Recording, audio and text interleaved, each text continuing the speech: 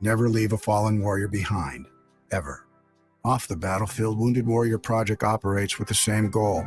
Wounded Warrior Project was created to help our men and women returning home with the scars of war, whether those scars are physical or mental. Wounded Warrior Project. We never leave a fallen warrior behind, ever. Learn more about what we do at woundedwarriorproject.org. Are you the parent of a 2 to 7-year-old? Listen closely for an exciting free radio offer.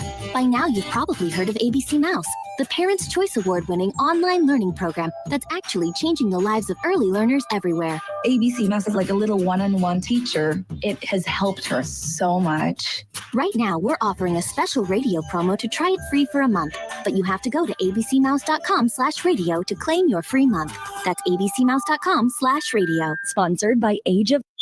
Tickets for less. Best seats, best prices, no service fees. Shop ticketsforless.com. KOZN Bellevue, Omaha, Council Bluffs. This is 1620 The Zone.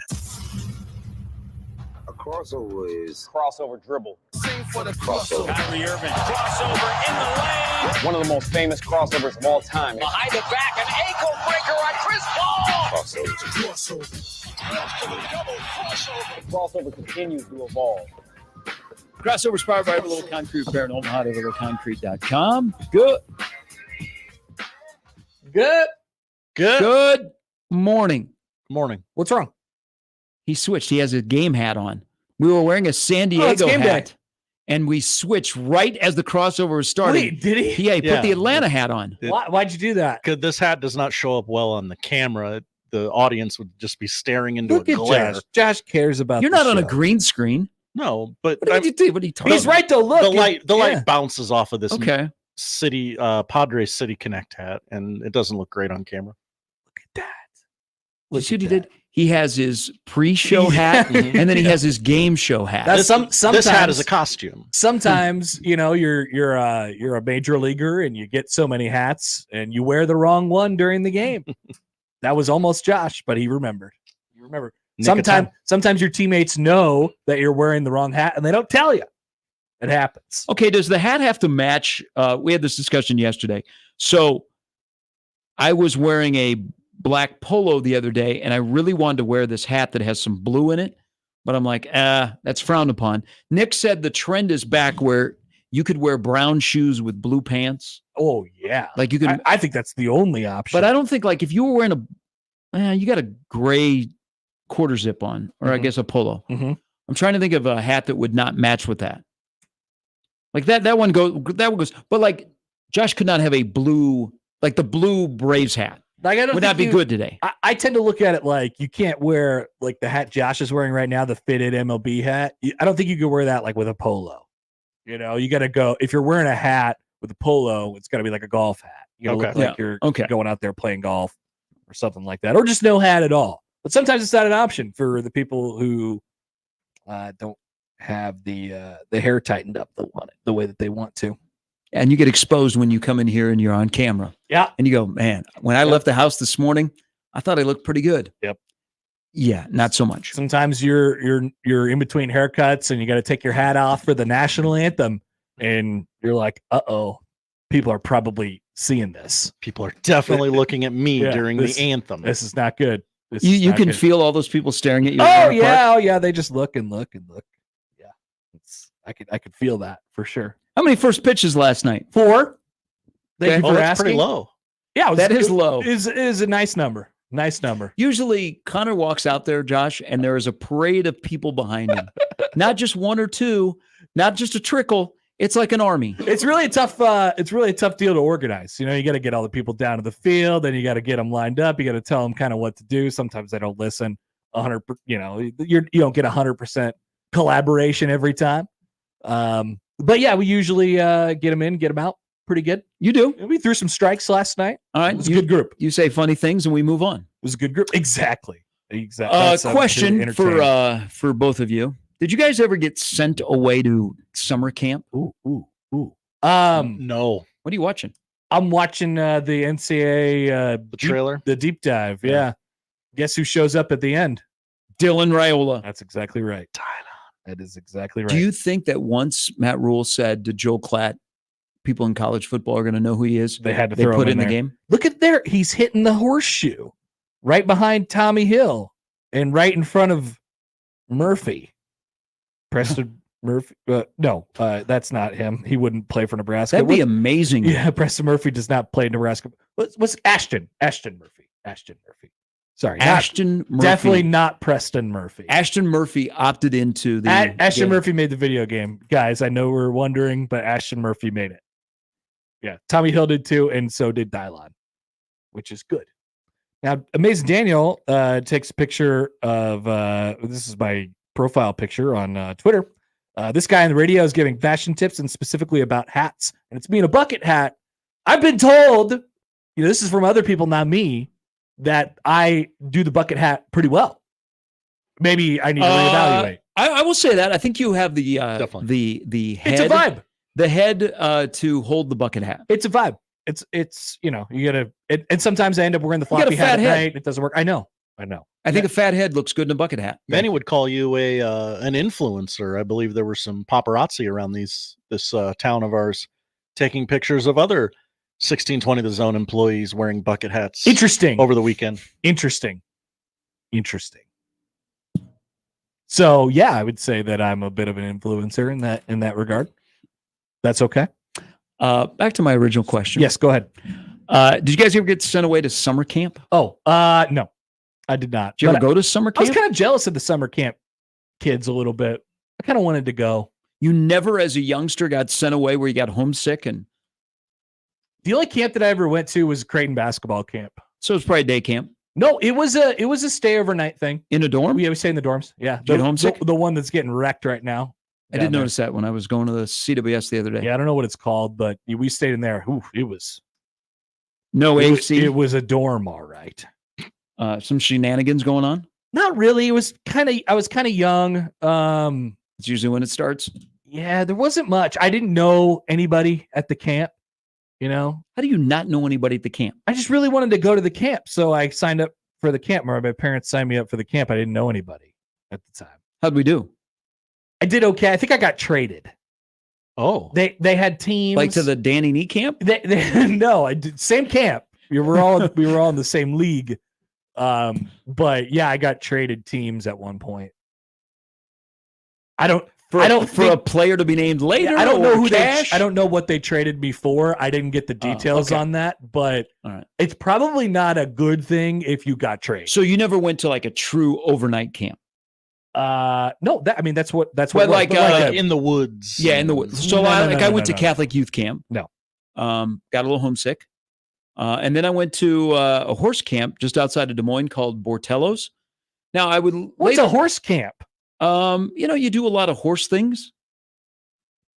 You ride horses, you take care of the horses. There's a lot of activities. Later would come to find out that they had to shut down the camp because the owner was a child predator. Oh, yikes. I don't believe he was doing that while I was in camp. That's good. But I think he is in prison. I think he might live in Oskaloosa, Iowa now. In prison? Yeah. In Oskaloosa? Beautiful this time of year. Okay, Josh, did you ever get sent away to camp? Rayola. Yeah, there he is. No. Not a camper. I played baseball. Okay. I wasn't able to do that, or that was always my excuse, and I wasn't able to get a job until late either. So I missed out on some of that. Jeff Schwartz, who played football at Oregon and played in the NFL, and his brother Mitchell played with the Chiefs. They both played with the Chiefs. Put out a picture yesterday, and this might be a Jewish thing. Well, no, because go ahead. Like, no, Jewish kids that I grew up with would be sent away to summer camp. Like, he tweeted out that he has sent his son away for 26 days, and his daughter is gone for the next 12 days at a camp. Wow, that's a long, long time. Now, if you're a parent, you're like, this is great. Yeah, you're a little sad because now your kids are off at camp and you can't, keep track of them. But I think his kids are like 12 and 9 or something like that. So you get the house to yourself and you and your wife can do whatever. You could maybe go on a trip. But 26 days to send your kid to a summer camp?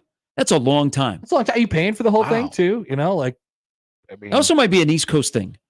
Like there's a lot of people on the East Coast that send their kids away to camp for the summer. I think it happens. It just didn't happen to me because I was, I was doing other stuff at the time. It was amazing to me that I wonder what time of year that was when I went to the Creighton camp. It's probably this time of the year. Probably. But why was I not playing baseball? I mean, did I quit baseball for 2 weeks or for 4 days to go to the basketball summer camp? What was I doing? Was this the Dana Altman basketball camp? Yeah, it was. Yeah, Anthony Tolliver was there. I remember that because I was at the cafeteria one day, and I thought it was the best thing to have the cafeteria available. Yes, that was obviously the best part of camp, and I got a whole plate, just only French fries. French fries. And Anthony Tolliver came up and stole a couple off my plate. Hockey Dad says it very much is a Jewish thing.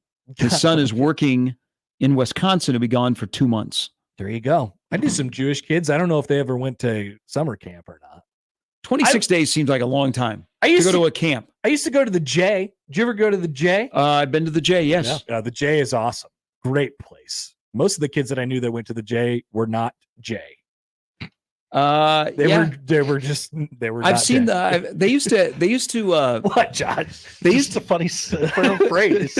Well, Jay. So they used to have they still have basketball teams, but they used to be more competitive and I'm pretty sure watching some of those, not everybody was Jewish. Exactly. No, I don't. You just had to buy, a membership. Place. Just a cool place. That could be a great ad campaign for them. Jay or no Jay, come to the J. Well, it could be. I mean, I don't think they're struggling for membership though. Over at the J, a lot of remodeling going on over there. Yeah, a lot of nice cars that are in the pickup line. Yeah. Oh, I haven't driven by there in a long time. They just redid their pool. Yeah, there's a lot of people that own workout memberships at the J. I would. That sounds like a great place to work out.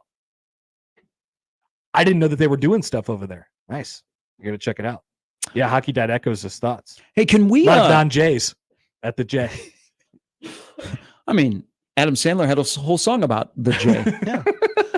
He did. Can we have a discussion about the first time that we all went to the J, cafeteria, either in a camp or when you were a freshman in college? Outstanding. And you were overwhelmed by everything you could eat and no one was going to stop you. And also you didn't realize, you were like, it doesn't cost me a dime. Yeah, you really had to pace yourself. You really had to pace yourself because everything looks awesome on that first day. It's like, I have a buffet here and I'm going to get everything. They had that. So I went to OPS for the majority of my life, except for 2 years. And that was when I went to Millard North, and Millard North had a big cafeteria spread, a whole bunch of different stuff going on. They had the meal of the day, but then you could also get these things like a la carte. And I don't know what I ended up spending on like that first day. But it was pretty outrageous, but it was nice for me because on one of my first days of high school, no, actually I should say this, it was my second day of high school.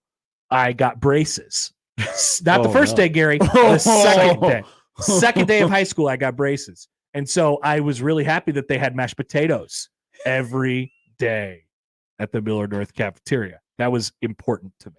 Otherwise I would not have eaten.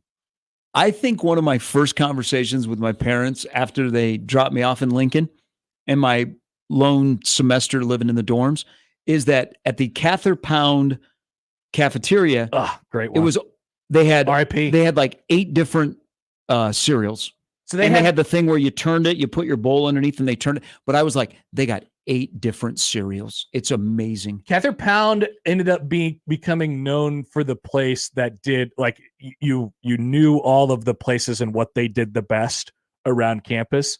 And that one, for whatever reason, the word spread around campus like wildfire that on whatever night, probably Tuesday night or something like that, you would go there and they get the wok going and the stir fry was unbelievable. Yes. At Cather Pound.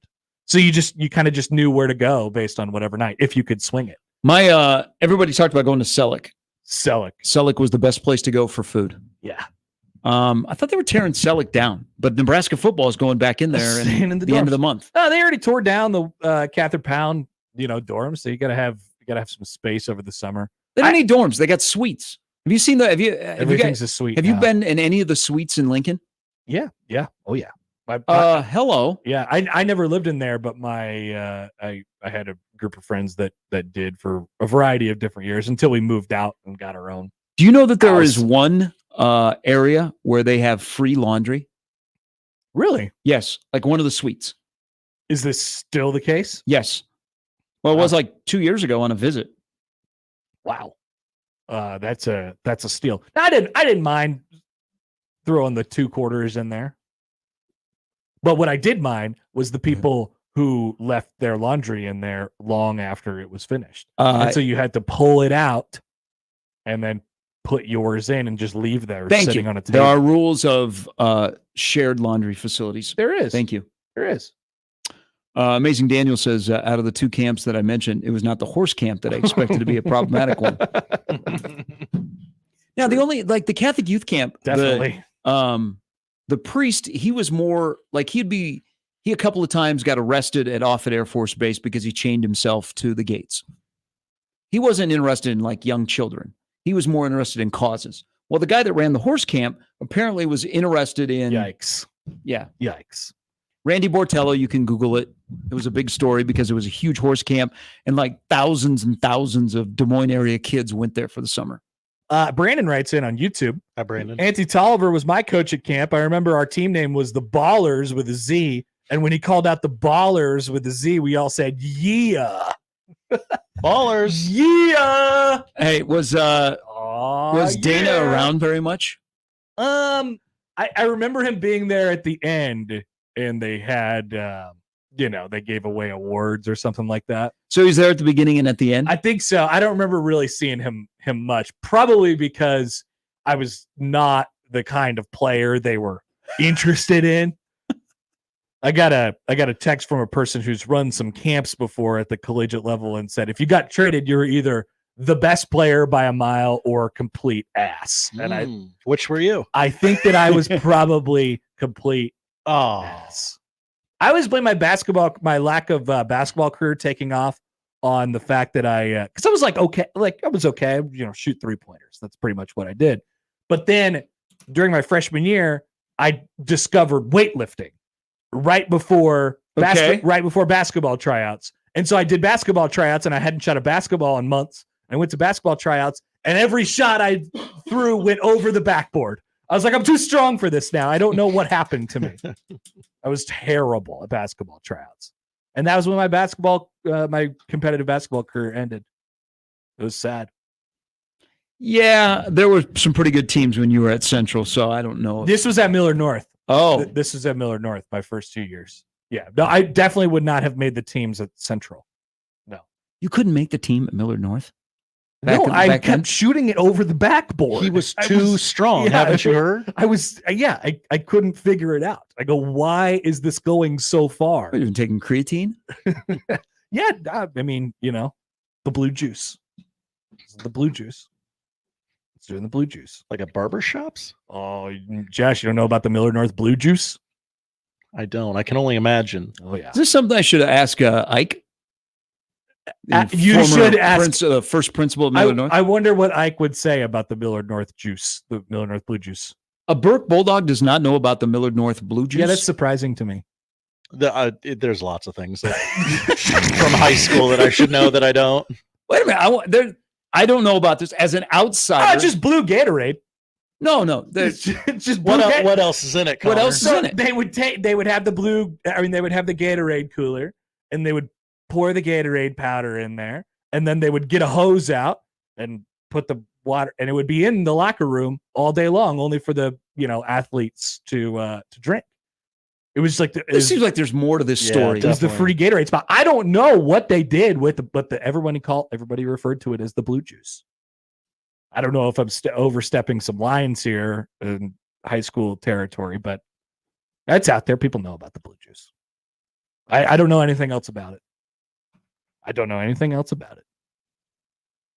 It's the first I've heard of this. I might need to follow up. Charles says that blue juice is full of vitamins. I'll bet. Vitamins.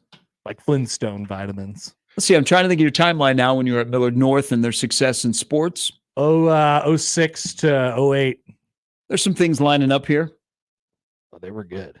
And a lot of things. That's for sure. And you had to follow in the footsteps of the tradition that had came before. They got done winning some football championships right before that. I'm glad the Blue Juice stuck around. Oh yeah. Are they still going to have the tape on the helmets this year? Oh, they've got to. Okay. Just want to make sure. No, I think that's even though like Petito is Millard North. No, that has to stay. Okay. I would hope so. It's like a staple of that program. You got. I don't think they've changed the tape over the years. It used to be literal masking tape, I think, and now I think it's duct tape or something like It's well, like they do pink tape during Breast Cancer Awareness Month. Yes. Yes. But other than that, I think I've seen it up close. It's just the regular like athletic tape. Yeah. Like, do you tape the helmet and that's the tape for the whole year? I think you like could you probably let it take get, See, I didn't scars. And I wasn't fortunate enough to strap on the Millard North football helmet and become a part of that brotherhood and tradition. But so I can't speak to how many tapes. Too strong for just basketball, but not strong enough for football. Exactly. I didn't have the triple option, wing tee type of body that they were looking for. Andy says, most camps that I've ever been to with my kid, of course, the coach shows up, does the introductions, and leaves. He goes, one year we went to the Bo Pelini football camp. I did not see Bo. Sure. We're sending our kid to a camp here in a couple of weeks. Oh, really? It's 2 hours. Whose camp? It's a dinosaur camp. Dinosaur camp? What happens at dinosaur camp? You do some science experiments. You talk about your favorite dinosaur. There's a snack, and then you go home. It's only 2 hours. Yeah. Okay. Now, what about an overnight dinosaur camp? I would love that. The hell out of my house, kid. Who's putting on the 2-hour dinosaur camp? Yeah. There's a young entrepreneur in this great town of Entrepreneur, ours. of course. Has a business. Have you vetted this person? Yeah. Okay. Are they in the dinosaur community? Yeah. Are they on message boards? And he's on the boards. He's got his own podcast. He comes to daycares and schools all over town. We have a dinosaur expert among us. Yeah. Amongst us? Is this Stomp Tromp Roar? That's my guy, Ranger Anthony. Prehistoric themed education and entertainment. Stomp Tromp Roar is what it's called. Anthony Pontiero. That's my guy. What's this costing you?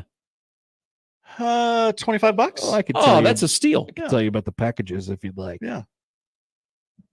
So do you go to his house? Oh, you could do it's at Chalco. Oh, he'll okay. also come to yours if you would like to throw a birthday party. Yeah.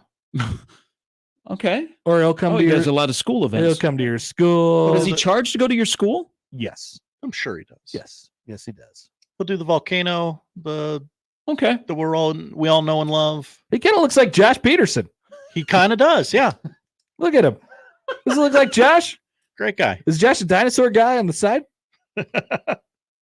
Oh, it's a family affair. It is. Looks like him and his wife are in there. Maybe his kid appears too.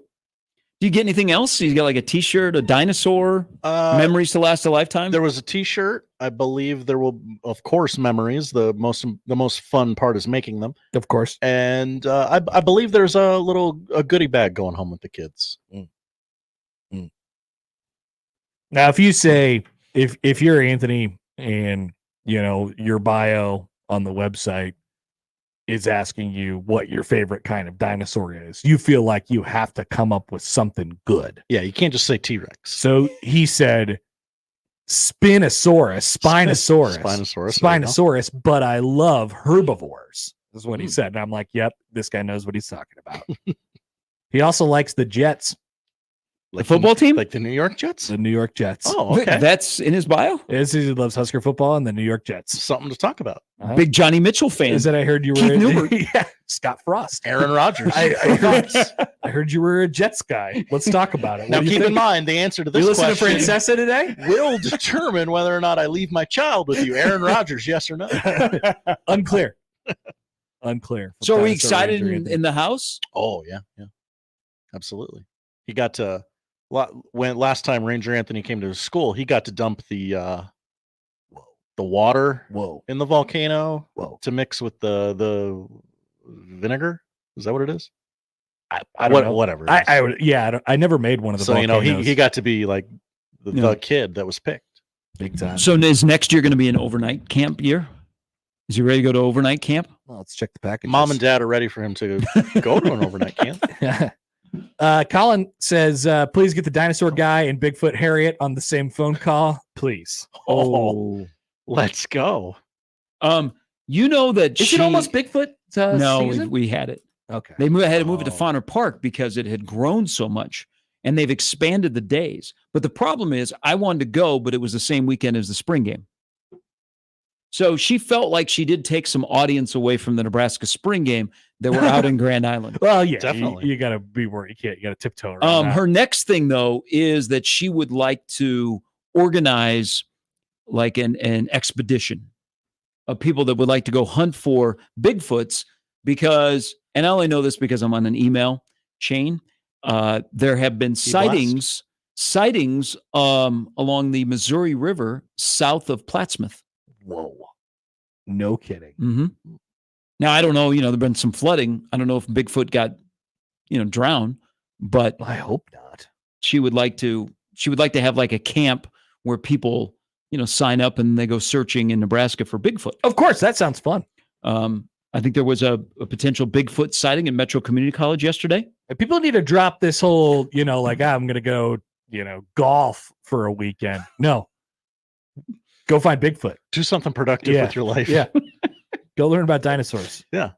And I think when you pay to do any of these things, it doesn't show up as like Bigfoot on the credit card statement. So your wife looks at the credit card statement and it's like, husband went and played golf in Grand Island instead of going to hang out with Bigfoot lady. Yeah, but like if I was a Bigfoot guy, I'm pretty sure my wife would know about it. I wouldn't be trying to hide the Bigfoot finding. How soon do you think that would come up in when you're dating? Great question. Like how soon before you drop on? As soon as it happens, like your significant other that I'm a Bigfoot guy. Well, you got to be like, well, I can't really hang out this weekend. I have to go to the Bigfoot. I think you got to be another person for 6 months and then tell her, look, we like each other. This is working. I have to tell you. I got this one thing. I'm kind of a Bigfoot guy.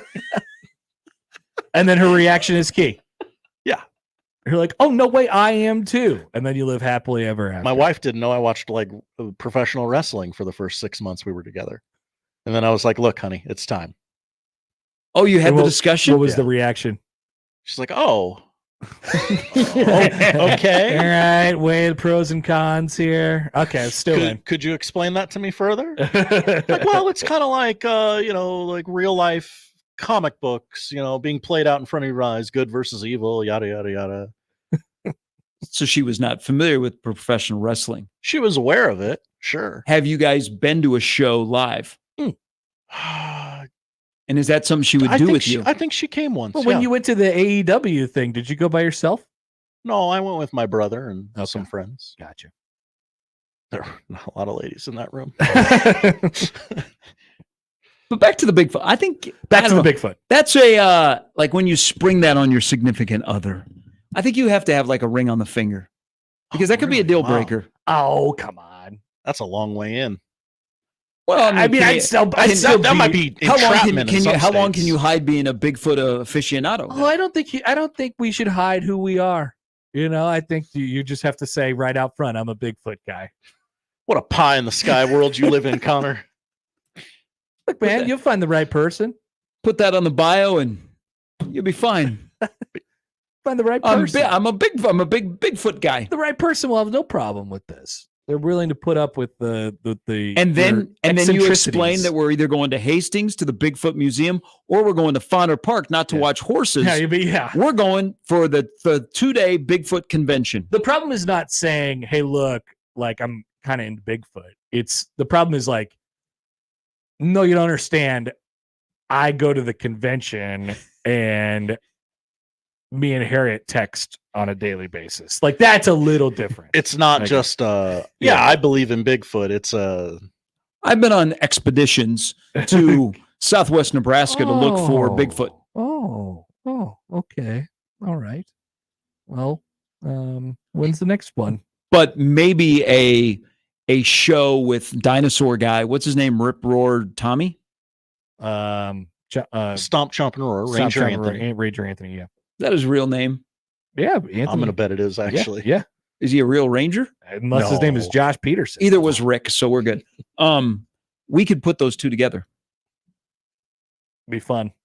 It'd be fun. That's what the Absolutely. texter suggested. Yeah, or that's what the emailer Colin suggested. Get him in the right room, and then you just watch the magic happen after that. Yeah, that's what summertime People have is their for. interest, man. It's cool. It's the month of July. Some people look at us and they're like, "What are these weirdos talking about sports all the time?" We're weird because we have 11 months to talk about sports. This is July. Yeah, this month we talk about other things. We got more important things to talk about, like watching pasta videos. Yeah, I love pasta videos. Man, I will watch a pasta video anytime it comes up. Send me your pasta videos. So that's an eccentricity. Our TikTok is a little bit different. Yeah, mine is just pasta videos.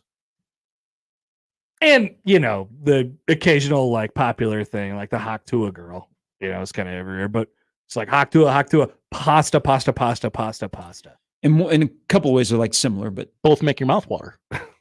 Thank you. Yikes. Thank you. Yikes. Have a good show, boys. All right. It's the 2nd of July. We will. Also, don't forget,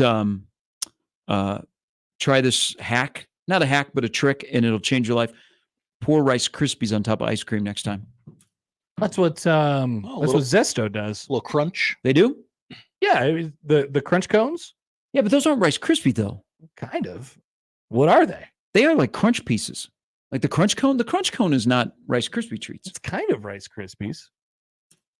I don't know what it is. I guess same effect, but yeah. But I'm talking like a bowl of ice cream. Yeah. Yeah, like a little crunch in there. That's not a bad idea. All right. I'm just giving you a Thank food you. tip. I appreciate that. That's the crossover, I guess. Powered by Every Level Concrete Repair at Omaha at everylevelconcrete.com. We'll start things off on a Tuesday next. That's the crossover. The Connor Happer Show is next on 1620 The Zone. Previously on Unsportsmanlike Conduct. I mean, yeah, Nebraska's going to be a sexy pick. It's a very, dare I say, manageable schedule. No, winnable games all over the schedule. People really like the cut of Matt Rhule's gym. This doesn't mean it's going to happen, but I am not surprised that this is the conversation. Quite frankly, I'd rather have this than the opposite. Sure. Unsportsmanlike Conduct with John Bishop and Josh Peterson. Weekdays 2 to 6 on 1620 The Zone. Your Omaha area forecast presented by Funplex Water Park and Rides from the KETV Newswatch 7 Weather Center on 1620 The Zone. Storms clearing out for your Tuesday morning, but flooding still a concern with so much rain falling during the overnight hours. Through the afternoon, we'll have cloudy skies and another chance of stronger storms through the afternoon hours, and then late evening and overnight storms clearing out again. I'm meteorologist Luke Vickery, KETV Newswatch 7. Brent Rasmussen of Mortgage Specialists. Here's a fact that doesn't seem to get mentioned enough. Owning a home actually helps you build personal wealth. Homeownership is a huge factor in building personal wealth. There are some naysayers who say it's too expensive, but rates will come down, and when they do, the competition is going to be fierce. One financial statistic shows that the net worth of those that own a home is 40 times greater than those that rent. So maybe take a few minutes to call me at Mortgage Specialists to go through the reasons why, even though the current market is different, why it's always a good time to buy a home to build your net worth. I'm Brent Rasmussen. Call me at Mortgage Specialists and we can show you all the details. Mortgage Specialists. Driven, trusted, reliable.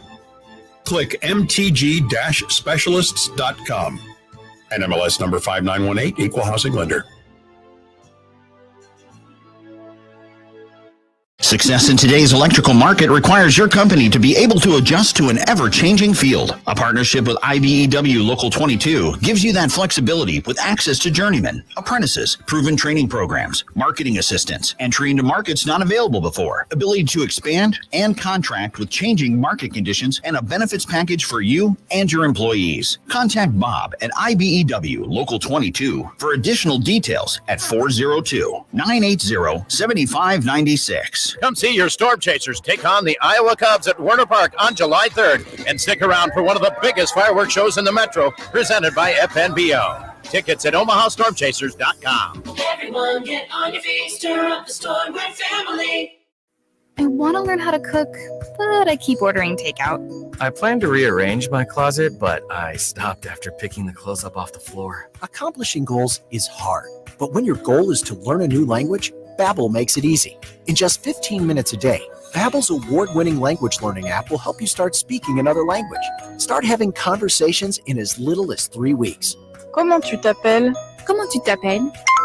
Vous êtes où? Vous êtes où? Babbel's bite-sized lessons make it easy to learn words and phrases you'll actually use. So when someone asks, "How's your French going?" you can say, Babbel est amusant et facilite grandement l'apprentissage d'une nouvelle langue. Et cela ne prend que 15 minutes par jour. when you want to really learn another language, it starts with Babbel. Babbel, language for life. Celebrating 10 million subscriptions sold. Now try Babbel for free at Babbel.com. Just go to Babbel.com and start learning a new language today. That's Babbel.com. Babbel.com. Host is roasting every morning. Host is roasting every day. Post Coffee is on a mission to invigorate every workplace with a blend of bold flavors and unforgettable service, creating moments with our coffee, water, and food services that spark joy, productivity, and connection. Call Host Coffee today. Proudly serving Nebraska since 1972. Host Coffee is always roasting something good for you. Roofing, siding, and gutters. Make the right call with the rooferees at John Higgins Weather Guard. It's the Connor Happer Show. Are we sure we want to do this? Could you make an announcement that we're ready? It's the Connor Happer Show on 1620, The Zone.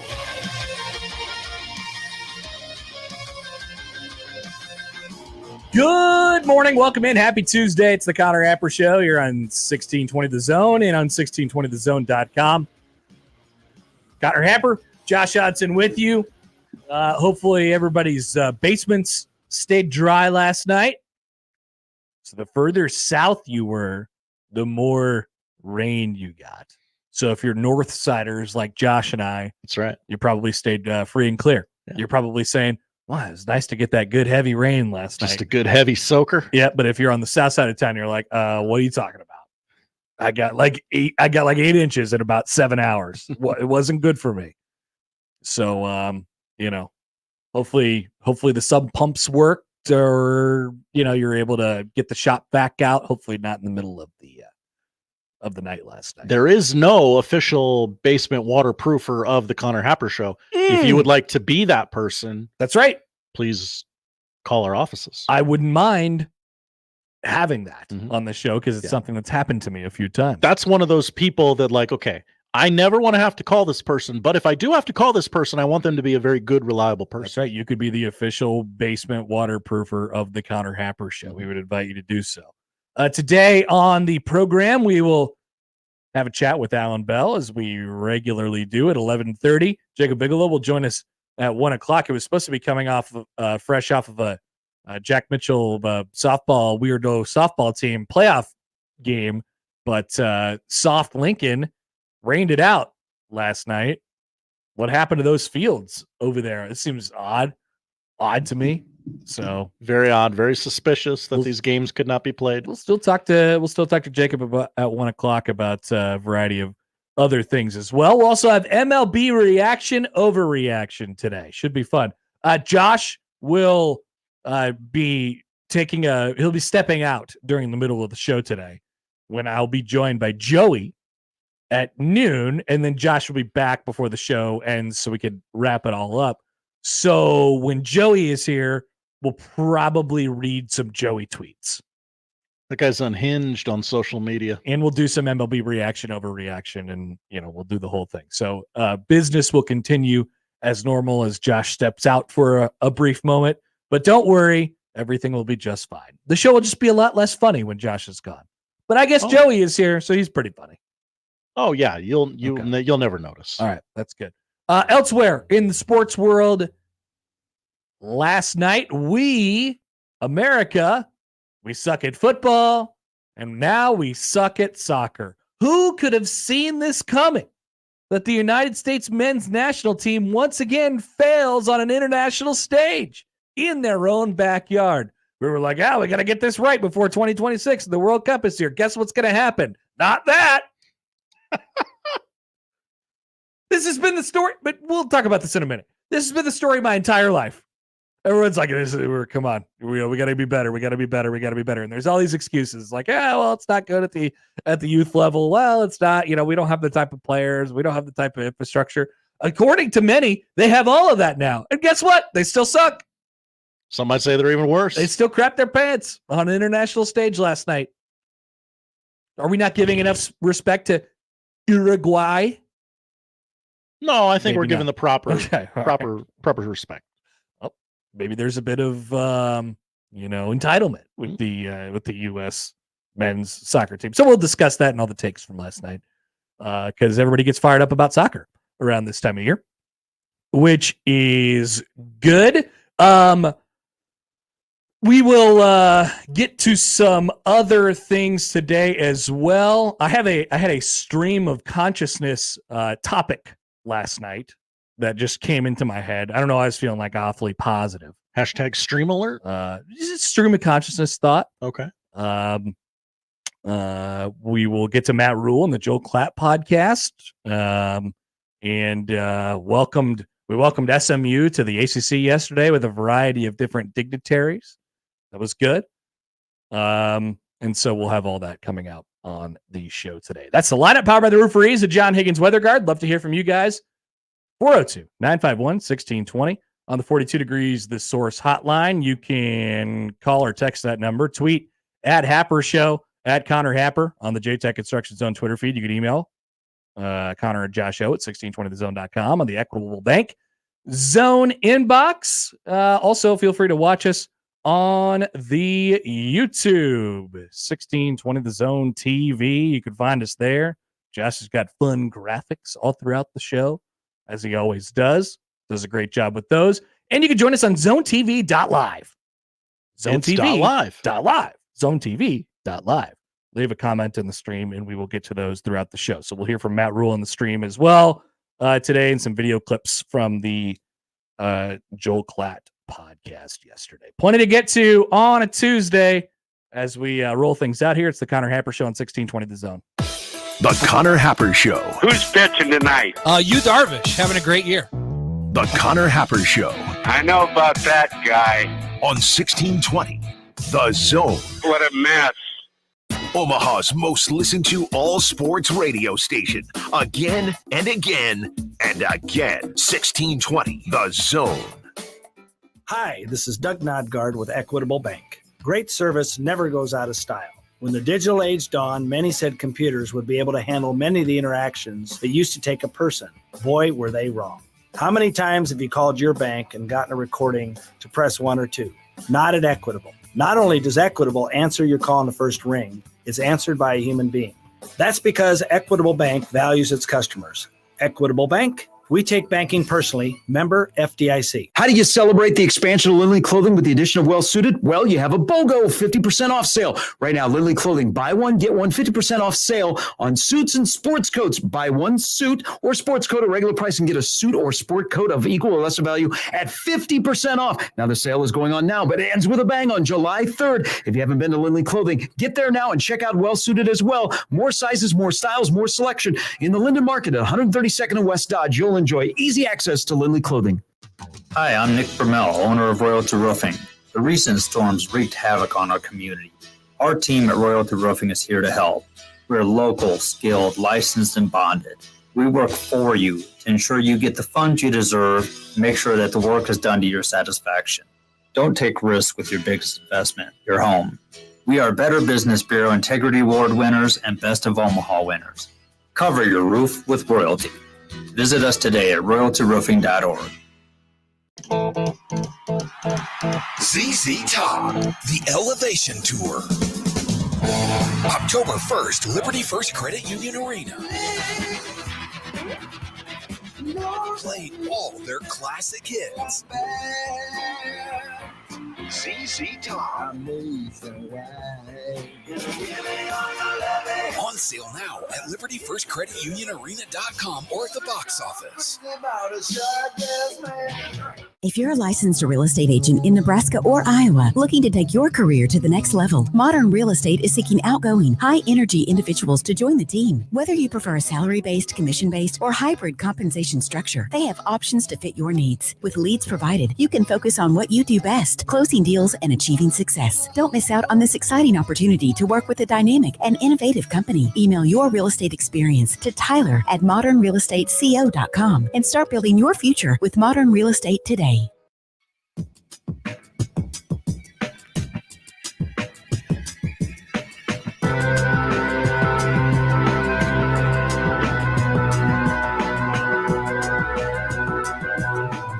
right, welcome back. More of the Connor Happer Show here on 1620 The Zone and on 1620thezone.com. So I guess it was soccer that people got interested in last night. Well, there were only 3 major league games yesterday. Yes. A little light on the sports schedule. We love soccer. Something had to take over.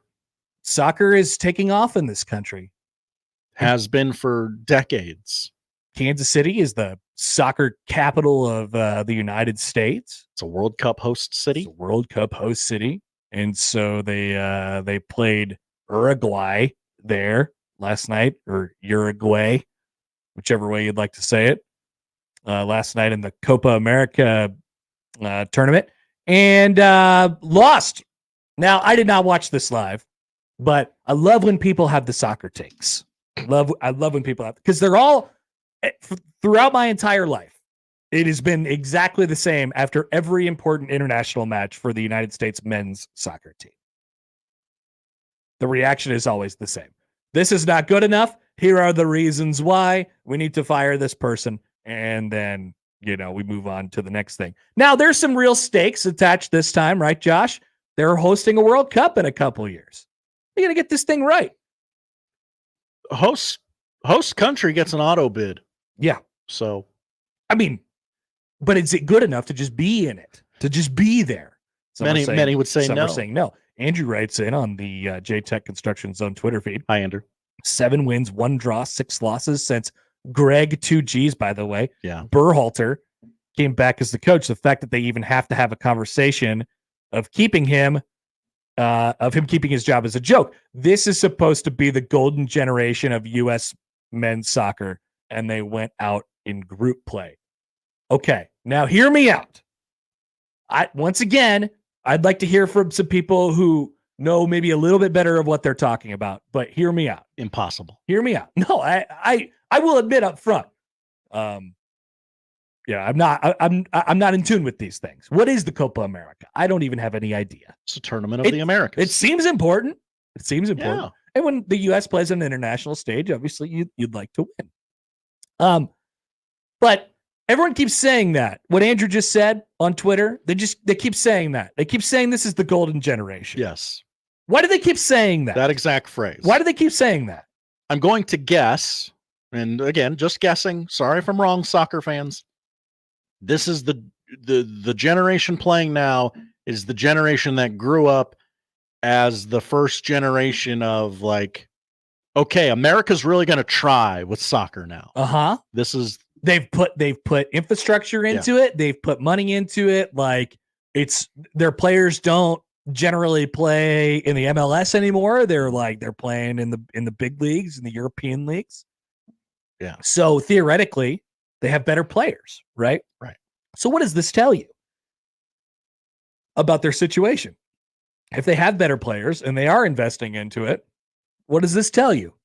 Maybe it's something with the coach, yes, but maybe that's a little shallow. Maybe it's something with the entire thing and if these players have grown up and been put into this, and then they continually, not just last night, but continually fail on the international stage or a large stage of any kind, what might that tell you about the operation of United States soccer? Maybe there are some cracks in the foundation. Maybe it's just not that good. Maybe. How is it the golden generation if they haven't won anything? Like I said, I'm flying blind here a little bit, But I fail to see how this is any different than any other time the U.S. men's national team has played on the international stage. How can this be the golden generation if they haven't accomplished anything? Maybe we shouldn't expect them to do things that they haven't done before. This sounds a lot like when I talk about Nebraska basketball and get yelled out. Doesn't it? It talks a lot. It sounds a lot like a conversation. So Alexi Lawless, who's like the soccer voice of America. He is only the voice for America on soccer, nothing else. Oh, does he have some bad stuff? He's got takes. That's all I'm going to say. Okay. So he is the voice on soccer. Thank you, Josh. I didn't know about his other takes. Not good takes, not bad takes, just takes. Just takes. Okay. He's the voice on soccer. He said a version of this last night, and it went around, and I'll echo it. I've said this with Nebraska football before. It does sound like a lot. It sounds like a lot of the conversations we've been having with Nebraska football for a long time since they haven't been good. So there's this conversation about the players being better, and what the players and the coaches said after the game was like, "Hey, we were right there, and we're getting better. We just didn't finish the job in the second half or whatever." I'd like to repeat this. The same goes for football. Once again, the only thing you get graded on in this class is the tests. You have the tests. You don't get anything else. There's no quizzes. There's no homework to turn in. There's no points. No extra credit. There's no points for saying, "Oh, well, we're better and we're getting better and we were almost there." Because during the tests, they still kind of fail. Being better inside the walls doesn't really do it. You get the games. It's the same thing as everybody else. And the other countries, guess what happens? They win the games. They win the games. And it's not just like, it's not just France, and it's not just Brazil. It's not just England and Germany that are winning the games. Like other countries win games more often than it seems like the U.S. are. Once again, flying a little bit blind here. So the question is, should the United States international men's soccer team be better than they are right now? Should they? I don't know. It doesn't really seem like it. When have they ever been good? I hate to just crap all over my own country here, but I don't know. It doesn't seem we have no experience to go off of. I mean, they made like the round of 16 a couple of times. Yeah. People are like, "Oh, the World Cup's coming here." Thought they got further than every time they play, and it's a match of significance that people seem to care about on the international level. They're like, "Oh, well, this is an embarrassment." It happens every single time. Every single time they play. Oh, there it is. Quarterfinals in 2002. Quarterfinals in 2002. What a year. That was 22 years ago. Oh, my God. Yeah. Time comes at you fast, everybody. Yep. 2002 wasn't yesterday, folks. Wasn't yesterday. So should they be better than this? I don't know. Kind of doesn't really seem like it. Well, Andrew tweets back in. All right, Andrew, what do we got? Some more informed opinions than ours. Go ahead. Thank you. The coach uses a non-attacking type of coaching style. He's more than happy for his team to kick the ball back to the defense and start the passing over again. Okay. It's the coach. So then there was the thing last night that was going around of they were scoreboard watching the other game that they had to get a certain result in to. They still could have lost and advanced based on goals. But he's like shouting out like, "Hey, it's 1-1 in the other game during the game." And I'm like, yeah, okay. That's definitely a bad mark on the coach. What Andrew said is definitely a bad mark on the coach. But once again, like they've had what we've referred to as decent coaches before, or good coaches before. And maybe what you're saying is if you got a good coach paired along with these good players, then I don't know. Then maybe they could be a little bit better. What I see is a lot of like, "Oh, we're USA Soccer. We've put all this money into it, and we are good because we have good players. We play on the international stage." And then they show up and they don't look like that every single time. I feel like it's a Nebraska football game under Scott Frost. It's like, "Oh, we had our best week of practice. We have all these things that are really good on paper. We should be pretty good." And then the games come around and they're not good. Is that a coaching thing? Hopefully it's just a coaching thing. I'm definitely willing to entertain the idea that it's like a systemic, like much bigger picture thing than just that, though. So those are my thoughts on a thing that I really have never talked about before. Look at you, opening new horizons. I don't know if they, but I probably sound like an idiot. But this is just the information that I've gathered. So Aaron writes in. Aaron watches the soccer. Hi, Aaron. Thanks for watching the soccer, so we don't have to. He's got a couple texts here. Greg 2Gs needs to be let go. The handling of the Reyna situation. This is the most talented team on paper by far the USA has ever had. Most of their players are playing high-level soccer in Europe. We're talking the best leagues in the world level, not just a couple, almost all of them starting. This was a disaster of a showing. They have won several smaller tournaments against CONCACAF teams. I remember some CONCACAF excitement. Some CONCACAFs. Also, Alexi Lawless is not the voice of American soccer. He is forced on us. Nobody likes him, but we're stuck on him for some damn reason. But he was correct about last night. When you're forced to agree with him, it's the worst person you know meme in real time. Oh, okay. Yeah. 3 goals at the Thank you. At the Copa. 3 goals at the Copa. That's not enough. You're going to want to score more goals than that. Yeah, or allow less. Yeah, significantly less. Have the best goaltender in the world. John emails in. Hi, John. Soccer is going to become the number 1 sport in the United States, and the United States is going to convert to the metric system. Exciting times. I've heard this since David Beckham came to America. Yeah, I heard we were doing all these things. Soccer. I don't think it's maybe it's just not guys. in the DNA. Maybe it's just not there. I hope it is. And then there was the ref thing, and then the VAR thing. So people are real fired up about why was that offside? People were it was. It was. Definitely was. That's what we were mad about. Instant replay sucks. Okay. But so there's that. And I was forced to agree with Nick Wright last night. He had a great take about instant replay in sports. I just came in. I was like, I love that take. I'm going to retweet that. And then there was the Pulisic where he went up to the refs and tried to shake their hands. I want to shake your hand. And they just stared at him. Did you see this? People were real fired up about this. No. But right before that, he had just got done yelling at the refs, like to their faces, like, go celebrate with them because you're on their side. Oh. Yeah. I think that's what he was motioning toward over there. Bold. All right. More soccer takes on the soccer hotline from the 42 Degrees of Source hotline. Here's Andrew. Hi, Andrew. What's up? Hey, guys. How you doing? Good. Please inform us. Tell us. Well, here's the deal. Think about how soccer is viewed in the United States. Your kids play when they're young. They play micro soccer and all this. But really, after that, soccer is kind of looked down upon in the United States as a sport. It doesn't really, a lot of people don't respect it.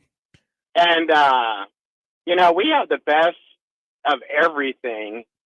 And you brought it up earlier. I think it's in their heads. They just expect to lose, or it's in their DNA, or whatever you said earlier. I mean, it's just almost, you can expect the U.S. on the big stage in soccer to lay an egg. That has been my experience, Andrew, for sure. My take. Yeah. Thank you, Andrew. Go ahead. Yeah, bye. Okay, bye. So I don't know. Are we having Husker football conversations? Yeah. Like, are we doing a bit here? So I don't know if it's like people like not respecting it or whatever internationally. I mean, you got to, or in America, like people don't respect baseball because they're like, they don't even do anything. They're not even athletes. Babe Ruth was a fat drunk. Yeah, people say that about every sport all the time. But there is something to, something being baked into the DNA of U.S. soccer. This is literally my only experience with the U.S. men's soccer team. I'm sure that soccer people are listening to this right now and they're like, what the hell is this guy talking about? And I'm like, look, man, this is all I got for you. Every time they play, everyone on social media and all the discourse is in every single time the word How many times did this come up with Nebraska football over the last handful of years? The word embarrassing comes up. Embarrassing like implies that you should be something, right? When is not to tear them all, completely to shreds here, but like when is the U.S. soccer team ever deserve the amount of respect to be like, yeah, well, they're gonna win and compete at the international stage. I don't care if they have better players or not. You still have to earn that.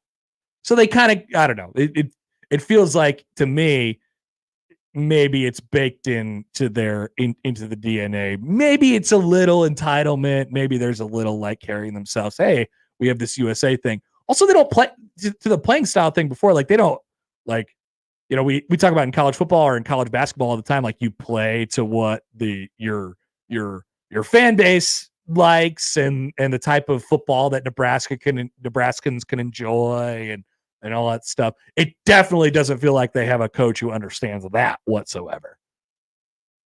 They don't play like this vision of what America should be, A little entitled. That's all. That's my take without knowing anything.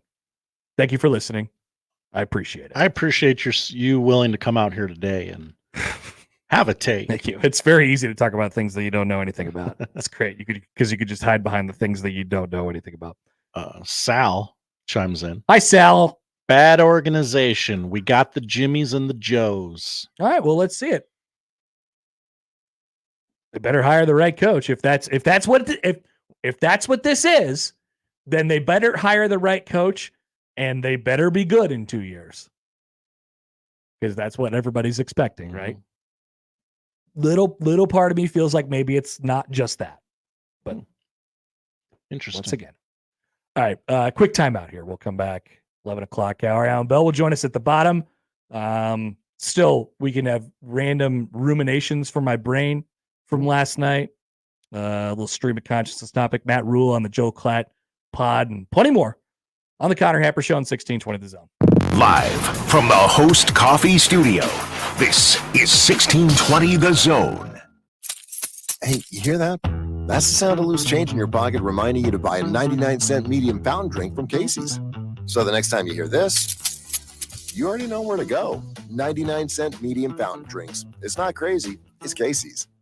News Talk 1290 Coil is your radio home for Omaha Storm Chasers baseball, proud AAA affiliate of the Kansas City Royals. Tune in to hear every pitch, every hit, and every out as the Chasers play at Warner Park and across the International League in 2024. With the voice of the Omaha Storm Chasers, Nick Batters, on News Talk 1290 Coil. The Storm Chasers host the iCubs tonight at Warner Park. First pitch is 7:05. You can hear all the action on your home for the Storm Chasers, 1290 Coil. This is Pre-Tection. Yep, Pre-Tection. The everyday skin protection ritual that protects your skin from mosquitoes. Pre-barbecue. Pre-playground. Pre-everything. Pre-every day. Prevention is the best protection. This summer, make sure you have OFF, the #1 dermatologist recommended repellent brand. SC Johnson, a family company. That's the sound of steak searing in its juices on your new pellet grill. You heard that right. The Weber Searwood Pellet Grill can smoke low and slow at 180 degrees all the way to a high heat sear at 600. With the Weber Searwood, you can cook on the direct flame over the full grate sear zone. You'll hear the gasp of amazement from friends and family when you serve the food. Cooking with the Weber Searwood Pellet Grill just sounds delicious and tastes even better. Are you the decision maker in your company? Consider this. For the first time in decades, there's a better option for a corporate card and spend management platform. Meet Ramp, the only corporate card and spend management system designed to help you spend less money so you can make more. Most corporate credit cards offer points as incentives, but those points amount to less than their worth in real cash value. Ramp's business cards offer you cash back, real money in your pocket. Plus, you control who spends what with each vendor. And Ramp software collects and verifies receipts automatically, which means you'll stop wasteful spending and close your books in hours instead of days. Businesses that use Ramp add up to 5% to their bottom line the first year.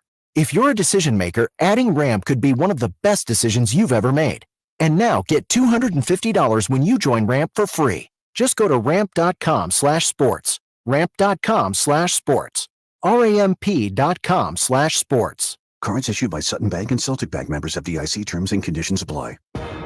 For generations, hardworking people have relied on Ford F-Series trucks to help grow businesses, communities, families. A legacy of capability and technology that has made Ford F-Series America's best-selling trucks 47 years straight. This is the next generation of Built Ford Tough. Based on 1977 to 2023 calendar year total sales. Hi, we're the Goo Goo Dolls. We're fortunate that we can give our daughters everything they need to grow and learn. But not every child can focus on classes and play dates. Nearly 13 million kids in the U.S. face hunger. That's 1 in 6. School lunch might be their only meal each day, and it's heartbreaking to imagine any child going to bed hungry. We're dreaming of a perfect day when kids can smile, play, and just be kids without worrying about where their next meal will come from. Feeding America is working to make that perfect day a reality. Each year, the Feeding America network of food banks rescues billions of pounds of good food that would have gone to waste. That food is given to families and children in need. Being a kid should be about doing things that make an ordinary day extraordinary. Learning to play an instrument, building a sandcastle, hosting tea parties. Hunger should never be an obstacle to growing up. You can help end childhood hunger in your community by visiting feedingamerica.org. Brought to you by Feeding America and the Ad Council. Tickets for less. Best seats, best prices, no service fees. Shop ticketsforless.com. KOZN Bellevue, Omaha, Council Bluffs. This is 1620 The Zone. Let's get back to the Connor Happer Show on 1620 The Zone.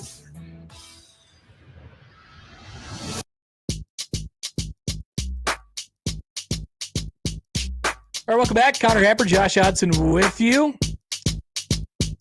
Also, Dylan Raiola is in that trailer for the stupid video game again.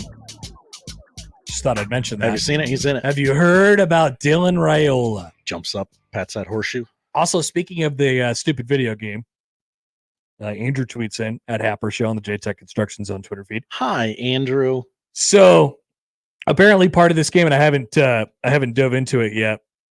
Apparently, part of what they released today is on the Dynasty deep dive. So all the intricacies of the Dynasty mode of the video game, and they try to make it as realistic as possible. And so generally, as I'm looking at a graphic here made by On3, who's putting some of this stuff together, generally it will look like this in terms of recruiting. There's more than 3,500 recruits that get generated each cycle. Southern California will be known for its great quarterback talent. East Texas is going to be known to produce big and physical wide receivers. And South Florida is going to be known for its fast and deep threat wide receivers. Now, the question remains, is Nebraska just going to produce tight ends? Oh, okay. Yeah. Because we have this tight end thing now here in Nebraska. They're going all across the Midwest and all across the country now. Chase Lofton committed to Florida State yesterday. Nebraska, the state of Nebraska, has been like a tight end production factory. So maybe they add another bullet point onto their list. It's like, yeah, okay. But Nebraska is known for having the best tight ends. Maybe if, both Thomas Fedoni, extension of Nebraska. It's funny, we take credit for Council Bluffs sometimes when it's convenient for us. But we're taking credit for it in this case. And then Carter Nelson, if they're both really good, then Nebraska will have the state of Nebraska will have the proof of performance, and they'll be able to turn that into the video game and say, hey, look, the best tight ends in the country come from right here, inside of the border. The state inside the house. Inside the house. Calls coming from inside the house. All right. I was just wondering if there was going to be a Polynesian pipeline. Acknowledge me. That's the pipeline part. The talk of the Polynesian pipeline has certainly died from today to yesterday. A lot changes in a day. I bet they'll get, they have Dylan Raiola. right? It's got that Hawaii root. Obviously the Rhule family being an important part of this. Got a couple guys in there in the recruiting class. Maybe they're interested in a couple more out there. And Josh will be able to fire off the horn, the sounder for the Polynesian Pipeline. It's Polynesian Pipeline. Because there's nothing people love talking about more when Nebraska gets a Hawaiian kid than Nebraska building a Polynesian Pipeline. And the screenshot that everybody's tweeting out of Dylan Rhule slapping the horseshoe in the video game will only enhance that, would be my guess. That's going to be great for getting other people to come here. Mm-hmm. I like the Mario sound, by the way, at the end, too. Well, that's how you know it's a pipeline. That's how you know it's a pipeline. There's a lot of Polynesian influence on the sounder. There was no pipeline influence on the sounder, so I needed something indicating that there was a pipe. I like how literally you take things. I really do. It's nice. Also, I did not add pineapple to the sounder. Felt too much. Why is that? Yeah, okay. Felt like too much. That's fun. Anyway. But this graphic's nice. On Dylan. Oh, there's a graphic too? Yeah. Look at that. Nice job. Nice job. Charles says Polynesian Pipeline sounder and graphic is chef's kiss. Nice job. Thanks, Josh. It's chef's kiss. So speaking of Dylan Rhule, Matt Rhule was on the Joel Klatt podcast yesterday, or I believe they're calling it Big Noon Conversations. Yes. Big Noon Conversations. Brought to you by Hampton Inn and Suites and Hilton for the stay. Brought to you by many hotels. Don't know where this was filmed, but there was a golf hole nearby. Yeah, it's clearly outside. And they were outside. And I don't know when this was filmed. Maybe, within the span of the last week or so or two. But that was kind of the funny part of this. So you'll be able to see this in the video.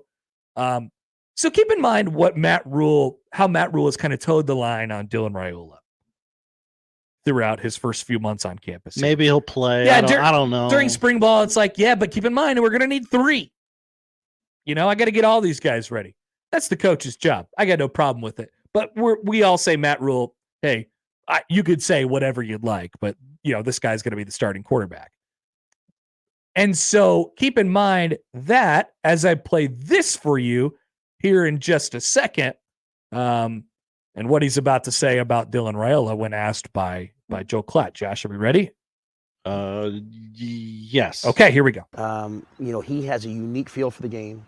He's really, really smart. You always hear Tom Brady and those guys talk about when your best players work the hardest, you have a great team. Yeah. Well, Dylan's one of those guys who tries to work the hardest. And so, people talk a lot about turnovers last year, which we should. I'd go back and say if we can throw the ball better, if we can complete 3rd and 5, if we can, if we're not throwing, interceptions, if we can be more aggressive because we trust our decision making. And so that's been one of the challenges for Dylan. That's been one of the challenges for Danny and for Heinrich. Everyone wants to know who the starting quarterback's going to be in Nebraska. I'm always like, hey, it's going to take probably 2, maybe 3 in this 17-game seasons that we want to have. And so he certainly has helped us raise the level of play, and I think he's going to be a guy that all of college football knows. So he still kept what he normally has in there of like, yeah, it's going to take 2 and 3. But then there was a couple other things. It maybe, it's July 2nd, so we're definitely reading a lot into whatever the coach says. He won't talk for another couple weeks before media days. So when he shows up on a podcast, we're going to listen to it. That's just the way it is. Enjoy those numbers, Joe Klatt. Appreciate it. We got you. And he had, by the way, Klatt had great things to say about Nebraska, as he always does. But there was a couple things on the outskirts of the regular company line for him, which was, number one, the thing about Tom Brady, and, everybody says this, right? This is not an uncommon thing to say, especially in football circles or in sports circles in general. If your better players are working the hardest, then you got a pretty good team or something to that effect. And he said, well, Dylan's one of those guys. That's good. That's what we want. Yeah, we love that he's working hard, but I'm interested in the idea that he's one of their best players. And also at the end, he's like, yeah, well, he's helped raise that level of play. So like now, or I see in there in 2 or 3 years. I don't he'll think this is a be- projection, Josh. Yeah. I don't think this is a projection. I think this is like, yeah. And then you listen to the rest of the interview. We're going to play another clip during the show and probably reference several more during the show. But I think that my main takeaway from his tone and his general attitude about the football team, because it's basically a season preview. That's kind of what they're going through.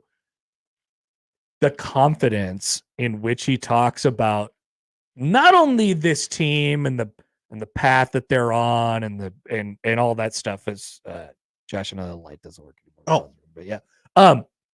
Not only the confidence in which he talks about the team and the path they're on, and yes, we're definitely going to be good, and we're gonna be in conversations for the college football playoff at some point. Like that's all notable, but the confidence in which he talks about, he was asked specifically about the turnovers, and we played the clip for you yesterday. People forget they were minus 17 in the turnover margin last year.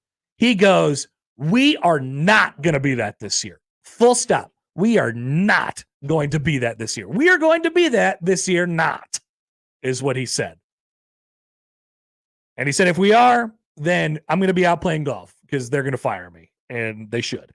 And it's like, I mean, we'd probably be having a much different conversation if they're minus 17 in the turnover margin. But the confidence in which he talks about that, like, okay, where does that come from? Yeah, I think he has confidence in the defense that maybe they'll grab a couple more turnovers. But what's the difference? Yes, they got better wide receivers. The offensive line's a year further along. Nebraska quarterbacks turned the ball over 1,000 times last year. I don't know if that number is exact, but it's got to be in the ballpark. Feels close. It feels close. They turned the ball over 31 times last year. They threw, I believe, 16 interceptions, and the quarterback fumbled a handful more at least. We're talking about like 20 plus turnovers that the quarterback was directly responsible for last year. So what's he talking about when we're saying, hey, we're not going to be minus 17 in the turnover margin again? Let's talk about the quarterback position being better. It's just a matter of kind of how much better. So his confidence in Dylan Raiola, I think, is notable. Obviously, they think highly of him as a player, but I don't know. I get this quiet kind of confidence from him, and as we get closer and closer to the season, maybe it's more confidence and less quiet, because that was kind of the way it started to feel yesterday. They're really confident in the way that they're headed, obviously. But we played the clip for you yesterday. It's like, hey, we could be in that conversation. It's a 12-team playoff, Things break right for us. We turn that minus 17 into plus 8 or whatever it is. Like, what's stopping us from being in that conversation? You have to be really confident that your team is going to be able to dramatically correct that number if you're saying that out loud, and there's no other reason you'd be saying that if not for the confidence in your quarterback. If your team is ranked, you're going to be talking yourself into ranked in like November. Hey, maybe things break right. We got a shot. Mm-hmm. Yeah, no doubt about it. So there's the ease of access to it. But I mean, we all agree Nebraska needs to be a far better football team to be in that conversation, and it sounds like the head coach thinks that they will be. That was just my general takeaway. Once again, it's July 2nd. Maybe we're reading way too much into these things. Who knows? There's also one more video that I wanted to play for you guys. So here's Matt Rhule when asked about that Colorado game. Oh, remember the Buffs? I believe Coach Prime has already made an appearance on this podcast. Makes sense. Joel Klatt's a Colorado guy, but Joel Klatt loves college football, and so he asked about this Colorado game. Here's what Matt Rhule thinks about that Colorado game. I think the one thing that we always have to remember when we talk about Colorado is how great Shedeur is. He is one of the best football players I've ever coached against. And, we blitzed him. I think we sacked him like 10 times. And we hit him a ton. And he stood in there. And so, I know everyone sees, Shedeur on commercials. They see him, they see the swagger that he plays with. But he's an unbelievable competitor. And he's tough. And so, to me, you take, Shedeur, you take, Travis Hunter, you take all the players that they have. You take, obviously, Coach Sanders. They're going to come into our place. They're a really good football team with dynamic players that you have to compete with. I mean, how good is it for like that part of the country to have this game and have night? Like, how good is it for the game of football? Like, I just don't want football to become like, this area of the country, this area of the country. I want it to be from coast to coast. I want all 50 states. And what Dion has done, in my opinion, is he's made football relevant to maybe people that weren't watching it. And so it's our chance to kind of come into that game, and people are going to tune in to see them. Yeah. And they'll have a chance to watch us too. And if we play well, maybe people will have that same energy about us nationally that they have about them. Josh, what was the first thing you heard in that? Well, I mean, not sequentially, but like what pops out the most? Very complimentary of young Shadur. And the opportunity that game presents. I like the line. I don't know what he meant, but like, I like the line of, I think Colorado has, I'm paraphrasing, but attracted people who maybe don't watch college football as much. And that, okay. I love that line. I love that line because it's like a really, really subtle dig. It's like, yeah, they have a lot of fans, but they're not college football fans. They're not football people. But what he says at the end there is basically, we'll take it. We'll take it because guess what? September 7th, the hype is going to be high for that team for sure. People are going to watch, more general national audience is going to watch because of them.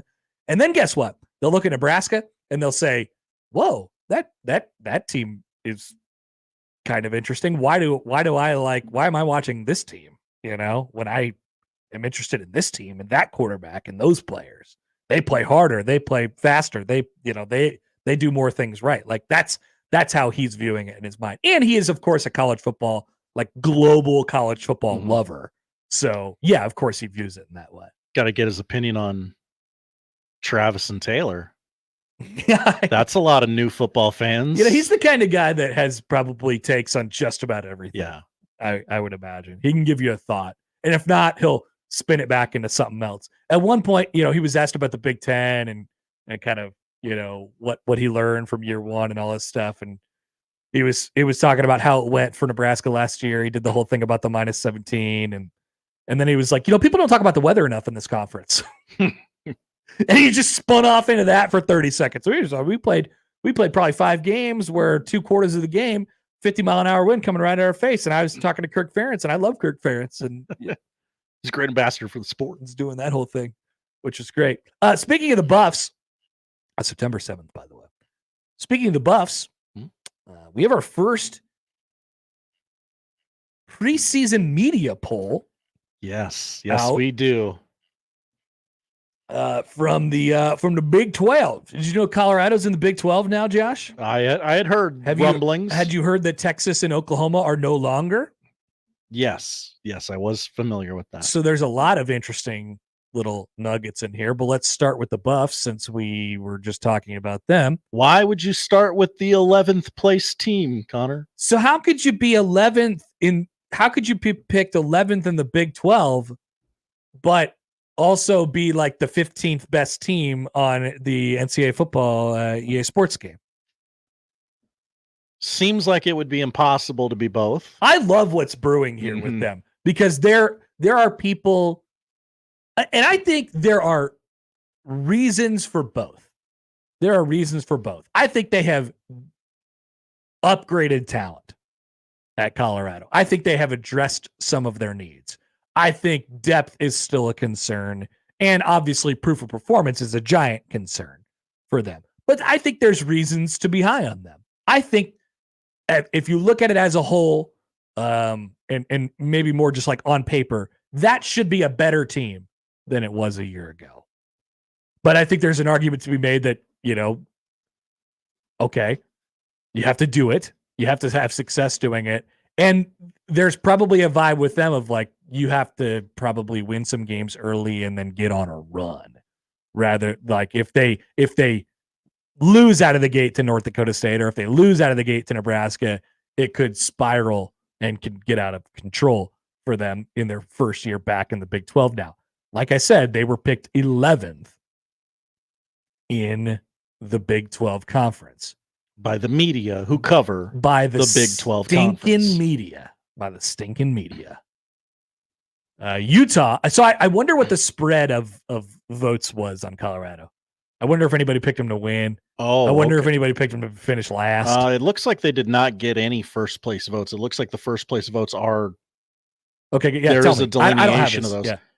Looks like Utah got 20. Utah's the pick to Yeah. win, by the way. With their 72-year-old quarterback Cam Rising. That's right. He's right on the cover. K-State 1 vote behind them. Yep. 19. Okie State got 14 first place votes. Kansas with 5. Arizona with 3.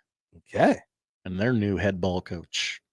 Interesting. Arizona picked 5th in the league. So it goes Utah, K-State, Okie State, Kansas, Arizona.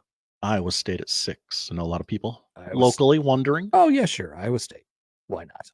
Now, many people are wondering about Iowa State. Where's Iowa State finish in the preseason Big Ten Bowl? How quickly does EA Sports send out like Colorado's the most played with team on our game? Yeah, 27% of all users are playing as Colorado. So I would guess that like they would cull that data from like online games.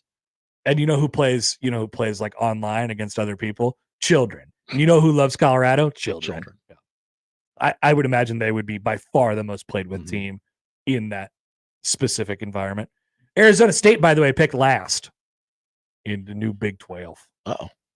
And the new fun and fancy Big 12. Sans Oklahoma and Texas, who are, like I said yesterday, very happy to be in the SEC. Very happy. Incredibly. Did you see Joe Castiglione yesterday? No, I did not. I'm sorry. I was taking a drink. Oklahoma had their celebration just as Texas did. Now, there weren't nearly as many people at the Oklahoma celebration, kind of as expected. But Joe Castiglione got on there and he was asked about their coach's reactions when he informed them that they were moving to the SEC a couple summers ago. And he was like, well, yeah, everybody really liked it. And the ones that didn't aren't here anymore. And do we remember what the story was at the time and who the coach was for Oklahoma football and where he went and then where they ended up? And I don't know. Lincoln Riley might have caught a stray on the welcome to the Oklahoma SEC parade yesterday. Super weird. But the Oklahoma and Texas have been even more emboldened to say their piece about what conference they're in now that they're in this in the gigantic SEC. All right, we'll take a quick break. Allan Bell's going to join us on the other side. A few things to bounce off him as we head into this drier part of the sports calendar. Jacob Bigelow will still join us at 1. Plenty to come on a Tuesday. The Connor Happer Show on 1620 The Zone. Mornings with Sharp and Hanley. From the South Bay to the Valley, Randy Newman. From the West Side George Kennedy to eating the cake. East Side, everybody's very happy because the sun is shining all the time. Looks like another perfect day. I love LA. We love it.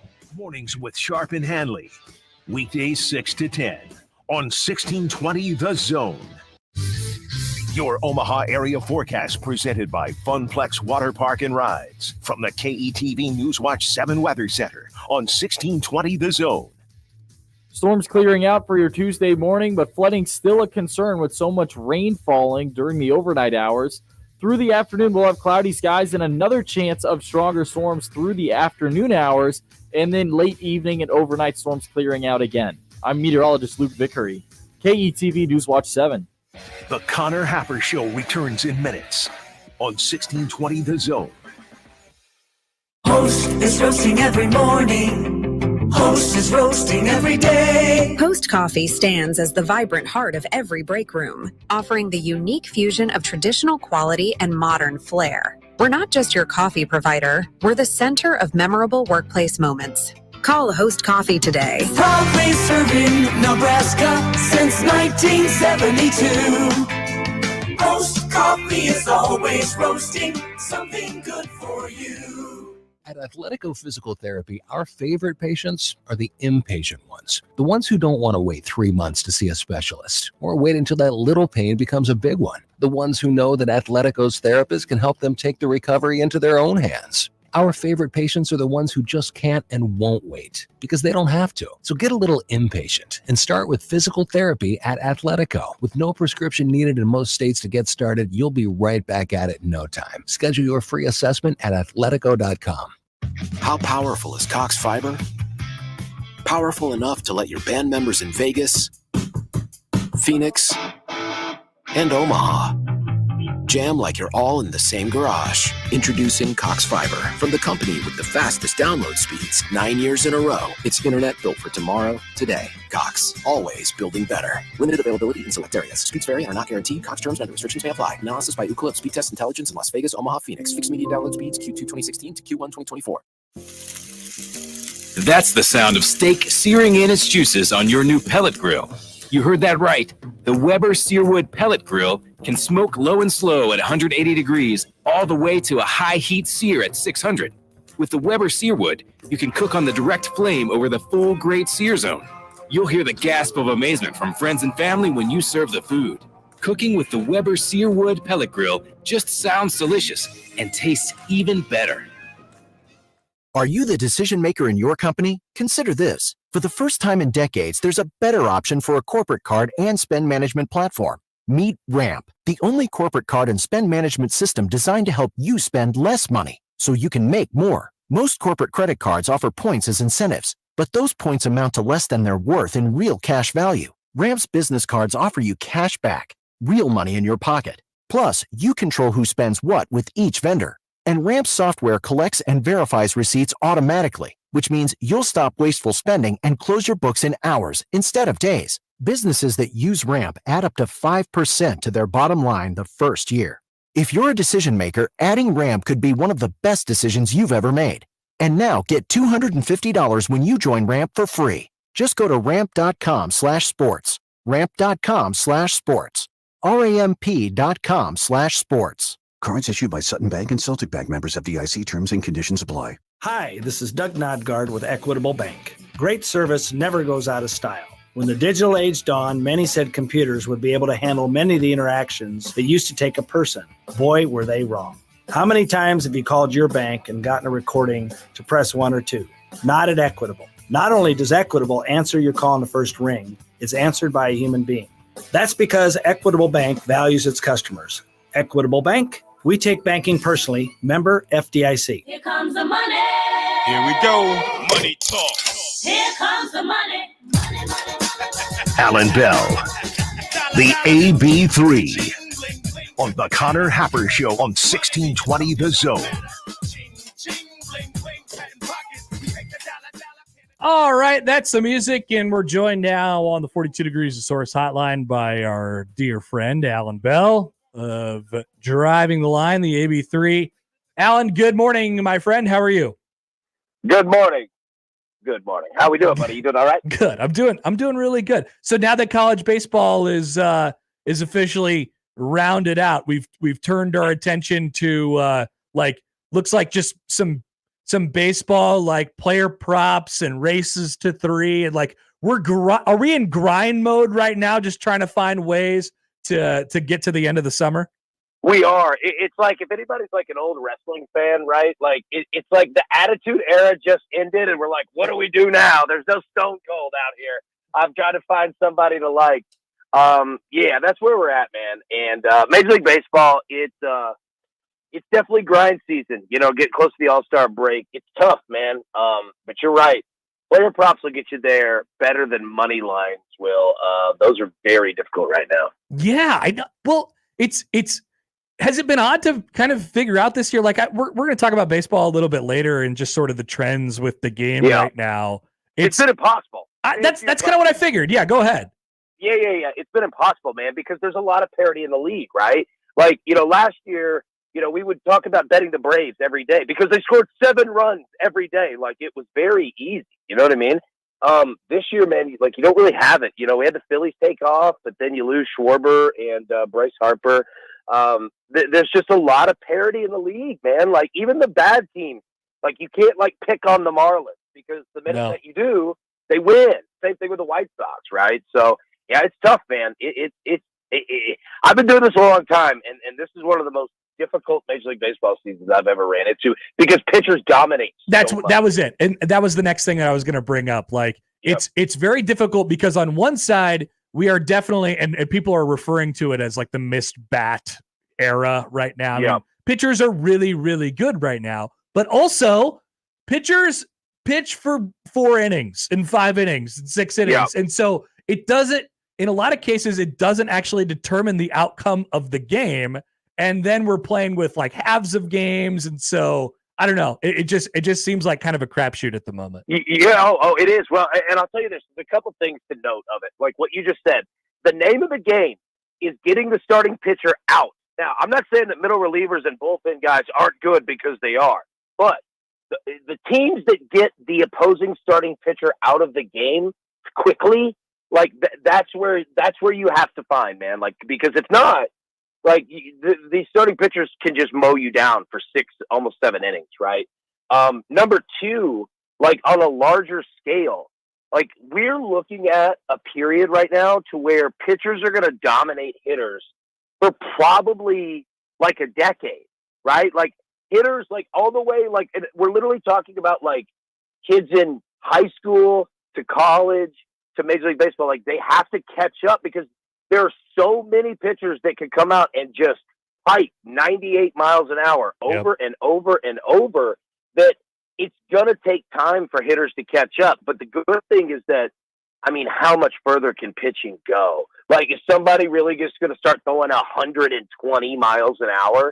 You know, when you're right, like you're looking at this from like, you know, a 30-year scale. Like, how much further can arms develop as opposed to hitting set arms, if that makes sense? Yeah, maybe we get to the point where there's like one guy who does throw 115, but he only does it for about 6 pitches or something like that. It's impossible to figure out from a betting angle.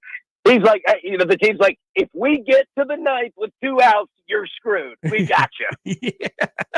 We got the guy. We got just the guy to get 1 out in this specific situation. Hey, what about basketball? So basketball free agency. We got Klay Thompson on the move. We got LeBron kind of up to shenanigans. We always give LeBron a pass on some of these things. But then they went out and drafted his son, and I don't know that anybody really wants to play there, and it's not really worked out. Like, how do you read into the LeBron shenanigans at the moment? Let me say this, man. LeBron, like, I feel like his career, like he's probably caught heat that he didn't fully deserve, but he took it. This one struck a nerve, and you can tell because, look, no veterans want to coach him, and no veterans want to play with him because you don't play for the Lakers. You play for LeBron, all right? He struck a nerve, and I'm going to tell you why. Because the problem with nepotism is that people face it in real life, and they faced it over and over. Think back to whether it's Little League politics with you or with your kids, to where, somebody gets elevated above you in a job, in an interview for, a promotion to get a job, right? Like we see it in life and people hate it. It goes against the very fabric of what kind of the societal structure is. And I don't mean to go philosophical, but that's what it is. And that's why it's so toxic, man. Like LeBron, it's so disrespectful to everyone around the Lakers to do that. It's not right. And you're seeing it, man. Like Klay, let me put it this way. Klay Thompson took less money to go be a bench player with the Mavericks. And he's not chasing rings. He has 4 of them, right? Yeah. He just did not want to play he did not want to play for LeBron. That's the problem, man. And it's not good. LeBron, he stepped the line on this one. You can't do that because people deal with this in real life and it's not good. So, okay. So the tweet that you quote tweeted last night, this was the buzz around the NBA. LeBron is now expected to sign a max contract after the Lakers missed out on Klay Thompson per Woj. LeBron was ready to take a $20 million pay cut for Thompson. Like what? That is such an interesting like nugget to throw out there for a variety of different reasons. Like, I don't know if you hear that about any other player other than LeBron, who obviously does an incredible job from a PR standpoint because he's putting out there and the word gets out there. It's like, oh yeah, well, trust me, I was willing to take a $20 million pay cut, but it didn't happen. And now I'll take the max. Like that story doesn't happen with anybody else. No. And look, I like Woj. He's obviously great at what he does, but he's in LeBron's pocket. You remember Woj was the one that came out with that Bobby Hurley story, which was fake. He was never going to go to Los Angeles, right? That was just to cover LeBron when they hired JJ Redick. So yeah, man, like that LeBron's got, like that's the problem, is that nobody stands up to this. Nobody says anything because he is so powerful. And I get it, man. Like he's one of the best players of all time. But if you're in that locker room, here's the problem. Because someone in that locker room in real life will for real lose their job and their roster spot for Bronny James. Like there are finite, limited spots on a team. So it's not good, man. Like, I totally get, wanting to help your kid and I get it, man. But dude, it's very disrespectful to everyone else because what he'll do now that he took the max, he's only going to play for one more year. And then he'll trash the Lakers on the way out. He'll blame it on Rob Pelinka. Like people will lose their jobs for this. You can't acquiesce these things. This is why, and look, not to go like cliche, but this is why you can't be bigger than the team because it changes the relationship of everything. Like even Michael Jordan, as good as he was, like you're not bigger than the team. The league suspended him, right? Like you can't be bigger than the league. And the Lakers are about to find out why those rules are in place. Hey, have you do you think the new SEC, after seeing all this Texas and Oklahoma stuff over the last couple of days as they celebrate joining the conference, is it possible that the SEC is now too explosive in terms of like the fan bases getting mad at each other and everybody thinking they're the best? There's so many personalities in this league now. It's been a lot of fun to follow the Texas stuff, especially. Oh yeah. Look, man, like like too much of a good thing is a problem. like it is, and like you'll see it in baseball, you'll see it in football, you'll see it. Basketball is a little bit different because there's so many more teams, but you'll start to they'll literally start to cannibalize each other. You're going to see teams like now that Nick Saban's gone. Like I don't think you're going to see undefeated SEC football teams like. Georgia, we'll see how long the run goes. But like now you're going to see, really good 10-2 teams, right? Like I think that honestly the Big Ten is in a great position now to say, all right, we acquired some of the teams from the Pac-12. Like let's stop.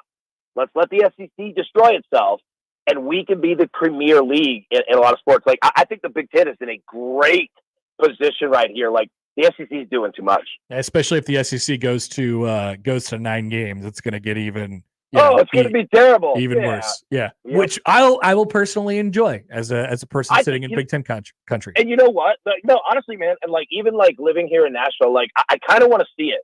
Like I kind of want to see what happens when you try to do too much and you try to control everything. It usually the SEC and the fan base, and I put myself right in the middle of it. Deserves some humility, right? Like I think that there's a big decade of humility that needs to come, and I kind of want to see what happens because it will be chaos down here. They'll start just going crazy against each other. Yeah. Sure. What's on the agenda or what's on the grill on Thursday for the 4th of July? Ooh, good call. All right, so I'm all about quick items on the grill that you can take with you. So, all right, the classic hot dogs, hamburgers, like that's America, right? Like you're going to do that.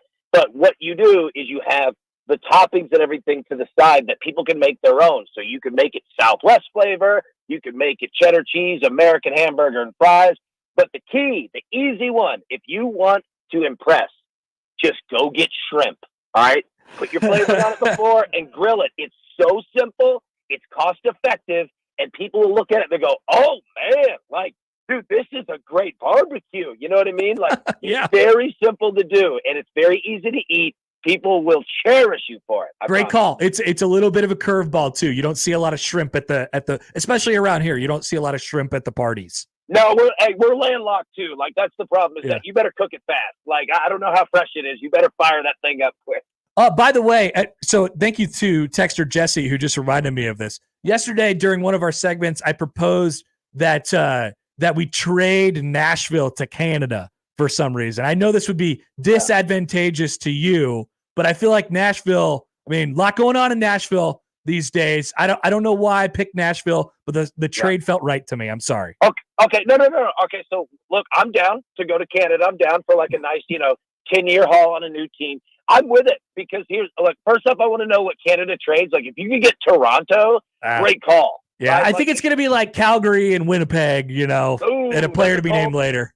Yeah, cash considerations. Look, I'll tell you this. I'm all for it because what it's going to do is it's going to shave up like all the crazy tourists. We're not going to have any more hot tour girls. That's what I'm saying. Yeah, I'm with it. Like it's going to just kind of erode away all we can get back to our basics. I think I texted Jesse. Correct, that's the name. Yes, great call. And then you could trade back. We could trade back at the end of the career, and you could do a 1 day, and it'll be good again. Look, we come back to America, we get our tribute video, we get a ring. You know what I mean? Like I'm all for this. We need to clean ourselves, and I feel like Canada is a great place. That's what I'm saying. I'm with this. Yeah. I'm glad you are. Hey, B, enjoy your 4th, my friend. Have a good week and weekend, and we'll talk to you soon.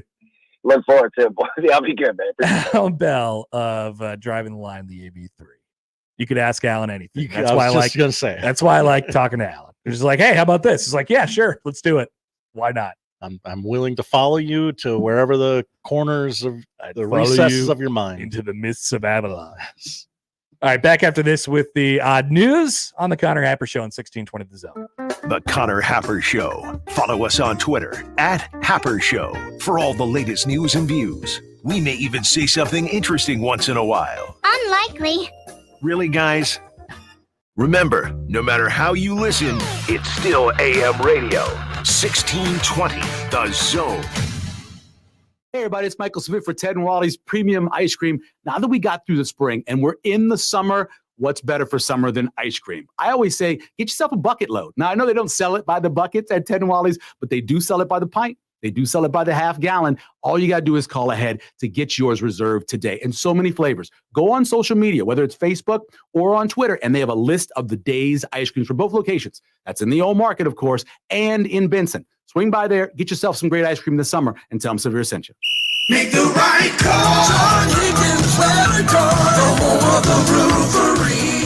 When it's time to replace or repair storm damage, make the right call. John Higgins Weather Guard, the local, trusted, and proven choice. No one has installed more Da Vinci roofs, and there's a reason why John Higgins Weather Guard is the nation's leader. Community member, community supporter. Make the right call. John Higgins Weather Guard, the home of the rooferys.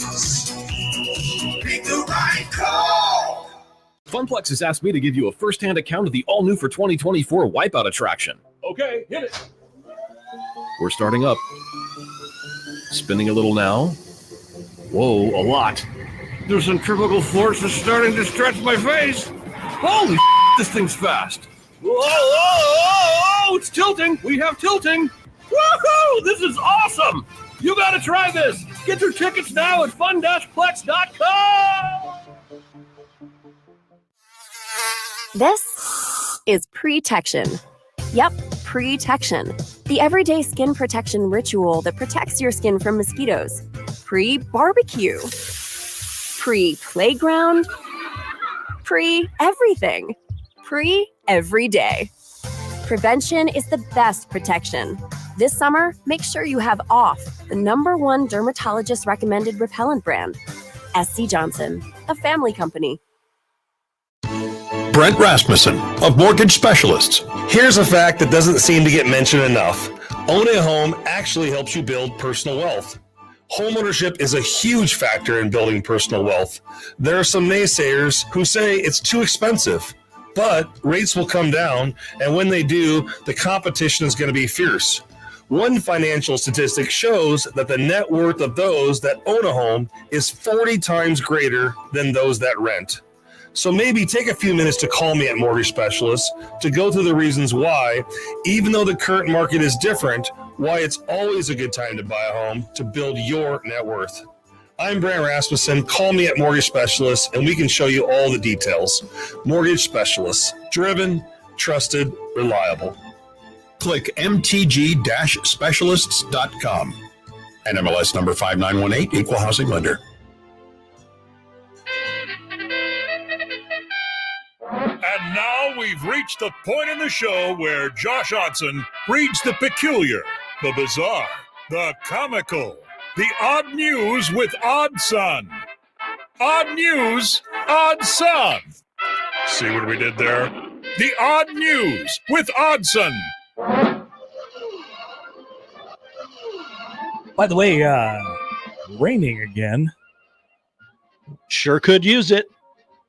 Is it May? Is it June? Is it April? We'll never know.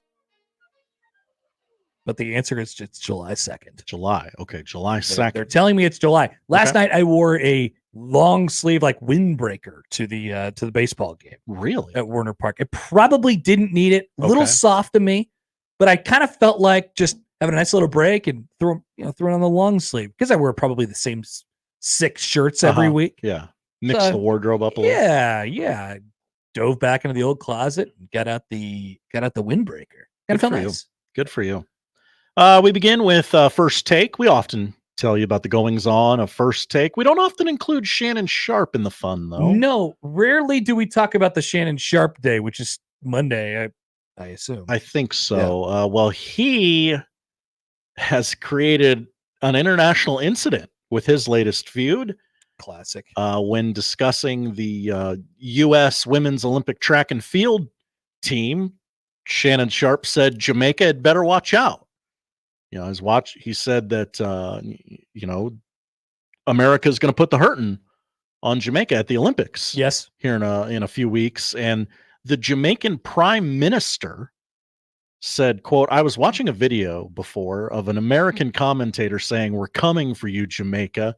Of course, one commentator was saying, hey, don't do that because these Jamaicans, their talent pool is deep. And of course, our talent pool is deep. So Andrew Holness, I believe is how you would pronounce that, is coming back at Shannon Sharp and saying, hey, let's settle it on the track, and Shannon Sharp says I stand by my comments. Sha'Carri got something for Sharika Jackson in the 100-meter. Our women 4x1 gonna spank you. Our women's 4x4 gonna do it to you again. You talk about your talent pool is deep. Do you understand that we're leaving people at home that can make 95, 99% of everybody else's team? We're leaving them home. Don't we love the Olympics, folks? Yes. This is the only time. This is the only time we'll get Shannon Sharp having takes about track, and Jamaica. And here's the thing: everybody is together. Everybody's like, yes, America, because everybody's you can't say I don't know, Shannon. Jamaica's a pretty rich history of track. Everybody's basically Stephen A. Smith when he makes fun of the Cowboys. Mm-hmm. We're all kind of together on this. On these days, except for, of course, there's that one guy that's like, no, America actually sucks at all of these things. I guess that was me this morning on the on the soccer talk, but soccer's separate. Track, hell yeah. Mm-hmm. And everyone's like, yeah, Shannon, you know it. You know what we're talking about. We're coming for you. That's right. We coming. Do you remember the last time we mentioned Flavor Flav in this segment? Do you remember what he was doing? What his goal was? I do remember recently talking about Flava Flav, but I don't remember what it was about. That's okay. He was trying to save Red Lobster. Yes, got it. He went to a Red Lobster. He ordered one of everything on the menu in hopes that others would follow him, I guess. I don't know. But the seafood chain announced yesterday the launch of Flavor Flav's signature menu item, a massive combo featuring the Public Enemy Wrappers' go-to Red Lobster dishes. Red Lobster patrons can now order Flavor Flav's Faves, a feast featuring Maine lobster tail, snow crab legs, garlic shrimp scampi, bacon mac and cheese, and a choice of side. Sounds great. So does this mean that he saved Red Lobster? No, they're still going through Chapter 11 bankruptcy, and also this will not be on the menu. It is an off-menu item. That's cool, though. The article says kind of like the secret menu at In-N-Out. Okay. Or a secret menu anywhere. In-N-Out did not invent the secret menu. No, okay. Just secret menus have just always been around. Turns out you can go to any of these places and just order whatever you want, and they'll make it for you because it's a restaurant and they have that. They would like your money, right? Exactly. So yeah, we don't have to do that, but that is cool. I do love a secret menu. I don't order off the secret menu much, if at all. Well, you would want what the chef tells you to get. Exactly, but I do appreciate that it exists, and it does add to the mystique of the restaurant. Mm-hmm. So this is cool. I'm sorry, I'm still not going to go to Red Lobster. Partly because it would be a little odd if I showed up at Red Lobster for like the first time of my life and I said, I'll have the Flava Flav thing, please. And I would feel weird doing that. It would probably have to be a bit for the show. Somebody would have to record me doing it. We could do that. Yeah. We have I'll the take access the Flava Flav to all the things. I'll have the Flavor Flav, please. The Flava Flav, please. Finally, in odd news today, the troubled tale of Haley Welch. Do you know who Haley Welch is? That would be Miss Hawk herself. That's right. Yep. You've probably, if you've been listening to this station the last 2 or 3 weeks, you've heard us talk about Hawk Tua Girl. A lot of rumors about Hawk Tua Girl. She's putting some of them to rest, finally. Yeah, she had a lot of truths to tell yesterday. The viral sensation stopped by Plan Brie podcast, whatever that is, on Monday. That's me pleading ignorance. I'm not. That is Zach Bryan's girlfriend. Oh, okay. Brianna Chicken Fry. LaPaglia? Chicken fries. Oh, okay. She likes to go by Chicken Fry. Oh, I will not. Don't ask questions. I will not be calling her that. Haley reacted to her newfound fame and set the record straight on some lies circulating the internet. You probably heard that she was a school teacher and she was fired from her job for that. Wrong. Not true. Fake news. Do we have your fake news drop? You want more drops on the show? Here's a drop. Yeah, You are fake news. Thank you, Donald. President T. For that and that alone. Check it out. Haley said most of the stories that have surfaced about her are not true. She confirmed she is 21 years old. She isn't even old enough to be a teacher. Yeah, I guess you do have to go through the requisite schooling for that. She was employed as a spring factory worker when she learned she'd become a meme. Yeah, so she said, I think she works at a spring factory. Like she makes springs. Wow. Which I don't even.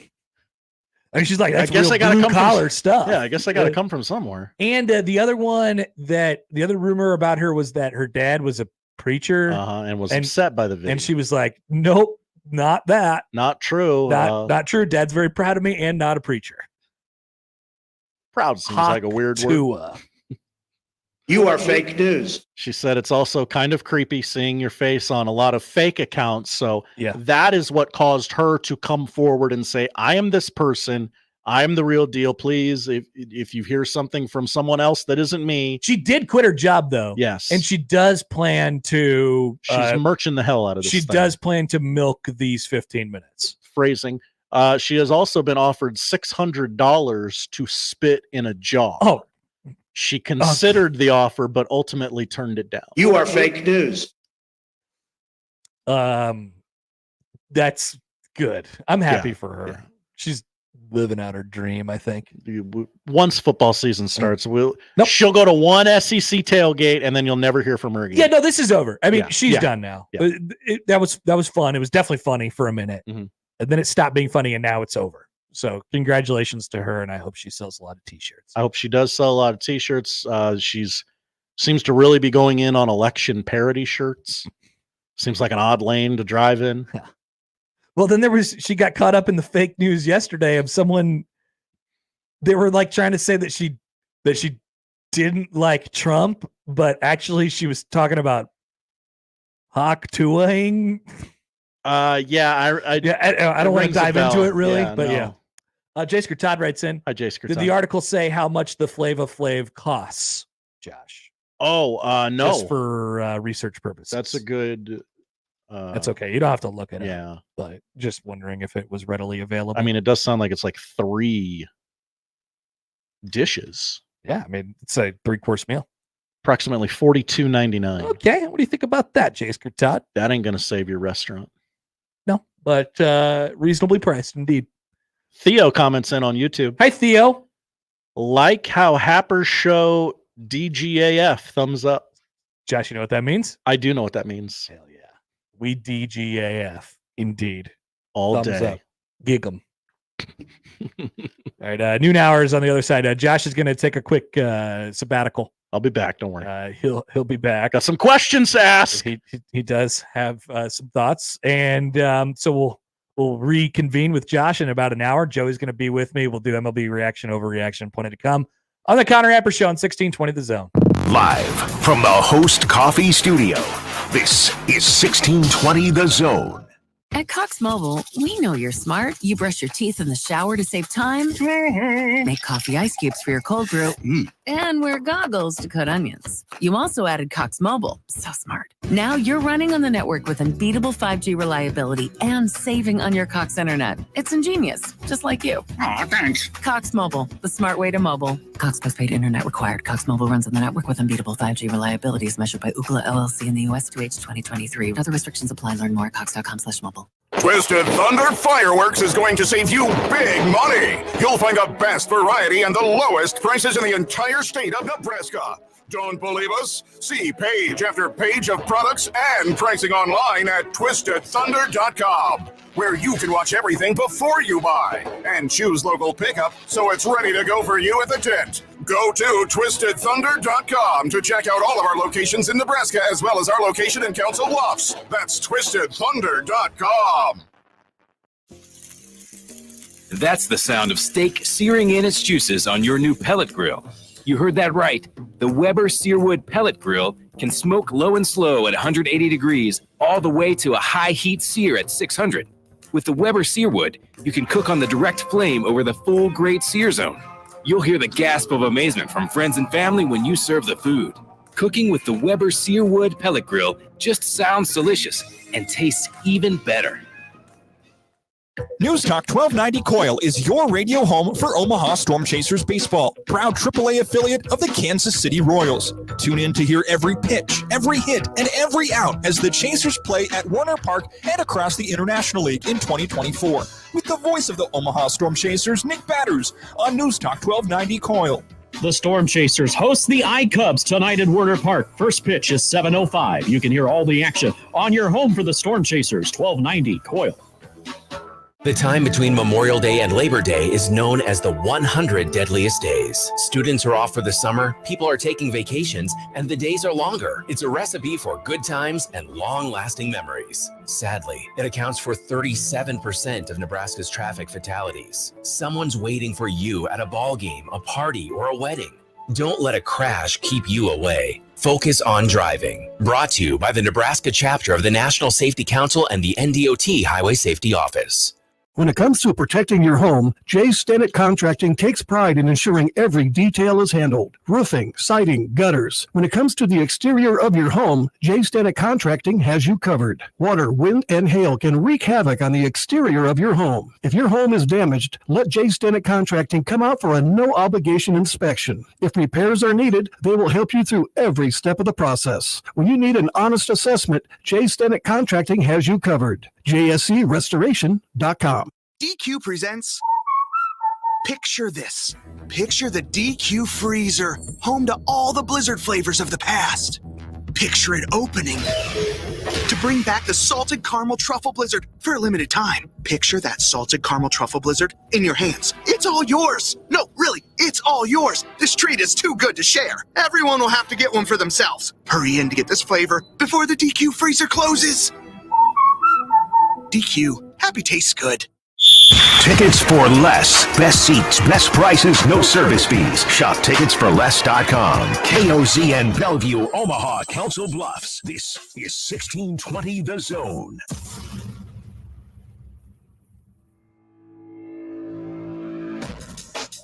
All right, welcome back. We're on the Connor Happer Show here on 1620 The Zone and on 1620thezone.com. Connor Happer and Joey Colbert. Hey, Connor. Joey, it's been a heck of a couple weeks for you, my friend. Oh, yeah. It's been a fun June in Already into July and already good news for the Celtics. Why? You're happy that they're selling the team? Yeah, they could get some oil money running the team. That's what I'm hearing through social media. So Joey will be here for basically the duration of the next hour.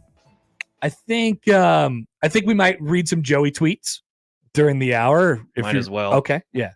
I really liked your tweet regarding French fries yesterday. Do you know the context for that? I do not, but don't tell me. Don't tell me, because I'm gonna tell people about the tweet later on. Not much more to hear, and then I'm looking forward to hearing your explanation of the French fries tweet. Okay. Yeah, we'll do. We'll do that here in just a little while. Some news in college football today. Before I get into my stream of consciousness topic. So this is from Brett McMurphy, and I know the news has been kind of circulating around college football as of this morning. Utah State coach Blake Anderson is unlikely to return after being put on administrative leave. This is according to many around the college football universe. I'm reading Brett McMurphy's tweet right now. McMurphy says AD at Utah State, Diana Sabow, told the staff that Anderson's leave was the result of an investigation. Quote, "It didn't sound good," a source said. Last year, 3 players were arrested for sexual assault, and Anderson was 23 and 17 in 3 years with 3 consecutive bowl trips at Utah State. Wow. I mean, so I don't know if that's necessarily the story that rocks the college football world for the summer, but certainly one that we're keeping an eye on. All right. So I sat down last night. I got back home from a lovely baseball game at Warner Park, and another game in which the Storm Chasers were able to win as they've been doing this entire year. And I thought to myself, man, I just sat down and I just kind of started typing. So this is a straight up, and honestly, I don't even know where I ended up on this, Joey, except for I started typing last night and I don't know where we finished. So here's from my notes from my stream of consciousness topic last night. So a couple times we have mentioned that we are, coincidentally, we're just talking about the potential of the CFB story of the summer. We've mentioned that throughout the last couple weeks here. We've mentioned that we were waiting for the big college football story of the summer to drop. So we've had this in the form of conference realignment. We've had this in the form of NIL. We've had this in the form of transfer portal. We've had it in the form of scandals and things like that. I'm more thinking about like the big picture conference realignment type of stuff. And you know where we always end up on the conference realignment conversation. This sucks. I hate it. I hate where college football is heading. We've done some real doomsday prepping around here as it pertains to college football and where we might end up. Conference realignment sucks. NIL sucks. Portal sucks. TV networks run the sport and they stink too. But maybe, and then I had this thought last night, maybe where we're headed is not that bad. This Texas and Oklahoma joining the SEC thing seems like a really good fit to me. I'm interested to see what happens to the Big Ten in this fall when the new West Coast schools join it. And I'm not even talking about just from like a where teams are standpoint, but as the NIL has been around for a while now, and we might be changing, and tweaking that a little bit further again. And as, the portal is now 6 or 7 years old at this point, and easy transfers from year to year is, way down the line now. Things have kind of refocused the focus has reshifted a little bit, and we're used to the TV networks doing exactly what they're going to do every year. Everybody's going through this process of retooling their media contracts. The Big Ten did it last summer. It caused a lot of change, obviously. But like I said, maybe where we're headed is not that bad. Maybe in the midst of all this change, this is wishful thinking, maybe we're over the hump. Maybe we were just in a really, so as people have referred to, Joey, a really tumultuous time in college athletics. There was a lot of change, and it was coming in hot for like the last 5, 6, 7 years. And to be fair, I don't think we're done with it. But like I said, maybe we're over the hump. Maybe we're falling in to a little bit more of a sweeter spot. I think there is a newish energy in the sport right now. Like I said, we've stayed away from the scandals. We've stayed away from conference realignment this summer. It's kind of refreshing. It feels like a little, not necessarily a rebirth of the sport, but it does feel a little bit different right now. Like I said, there's a newish energy to it. I think that one of the things that is being valued across the sport is something that benefits Nebraska. So how you feel about Nebraska is always going to be what you project on the rest of the sport, right? If you're a Nebraska fan, if you're listening to the show, you're like, well, I feel good about the direction that Nebraska's headed right now. So, what do I care about college football? Like, I think they're positioned okay. All right. That helps as well. But I think one of the things that's being valued in the sport right now is experience on the player's side. And I think Nebraska has a coach that gets that. Consistency on the coach's side. We saw a coach in waiting get named yesterday at Utah for Kyle Whittingham. We've seen athletic directors and administrators be a little bit less trigger happy as it pertains to firing coaches so fast. I think that was one of the things that we were all a little bit worried about, right? Oh, this money's going to come to the sport, and man, they don't mind it. But now that we have this impending money, I think athletic directors are wary about how much money, especially dead money, they're throwing at fired coaches. I think that's a really healthy thing for the sport. I feel like the sport is now, with its conference commissioners, we have had a completely new run basically across the board of number one, conferences, and number two, conference commissioners, right? Is there a conference commissioner that, a major conference commissioner that has been in their seat for longer than 5 years at this point? I believe the answer is no. So that hand is getting steadier. We're starting to understand each other across conferences. And so, like I said, maybe, just maybe, once again, wishful thinking, we're kind of over the hump. Cooler heads may be prevailing inside the sport as firing coaches. Like I said, obviously, it helps that people feel pretty good about Nebraska right now. That makes a difference. I'll add another thing. The stupid video game is back. People are very excited about the stupid video game, Joey. You're excited. I'm definitely excited. I always call it the stupid video game, even though I can't wait to play it. I'm pretty excited about college football this year. I don't find myself sitting here on July 2nd as I did last summer, as I did 2 summers ago and 3 summers ago and 4 summers ago. I don't find myself thinking about doomsday scenarios anymore. Maybe that's just the lack of news that hasn't dropped yet, whatever it might be, the bomb on college football this summer. But I find myself viewing college football through the prism of optimism rather than it's doomsday. We're all bleeped. College football is going to hell in a handbasket and all this stuff. I have accepted the reality of the changes.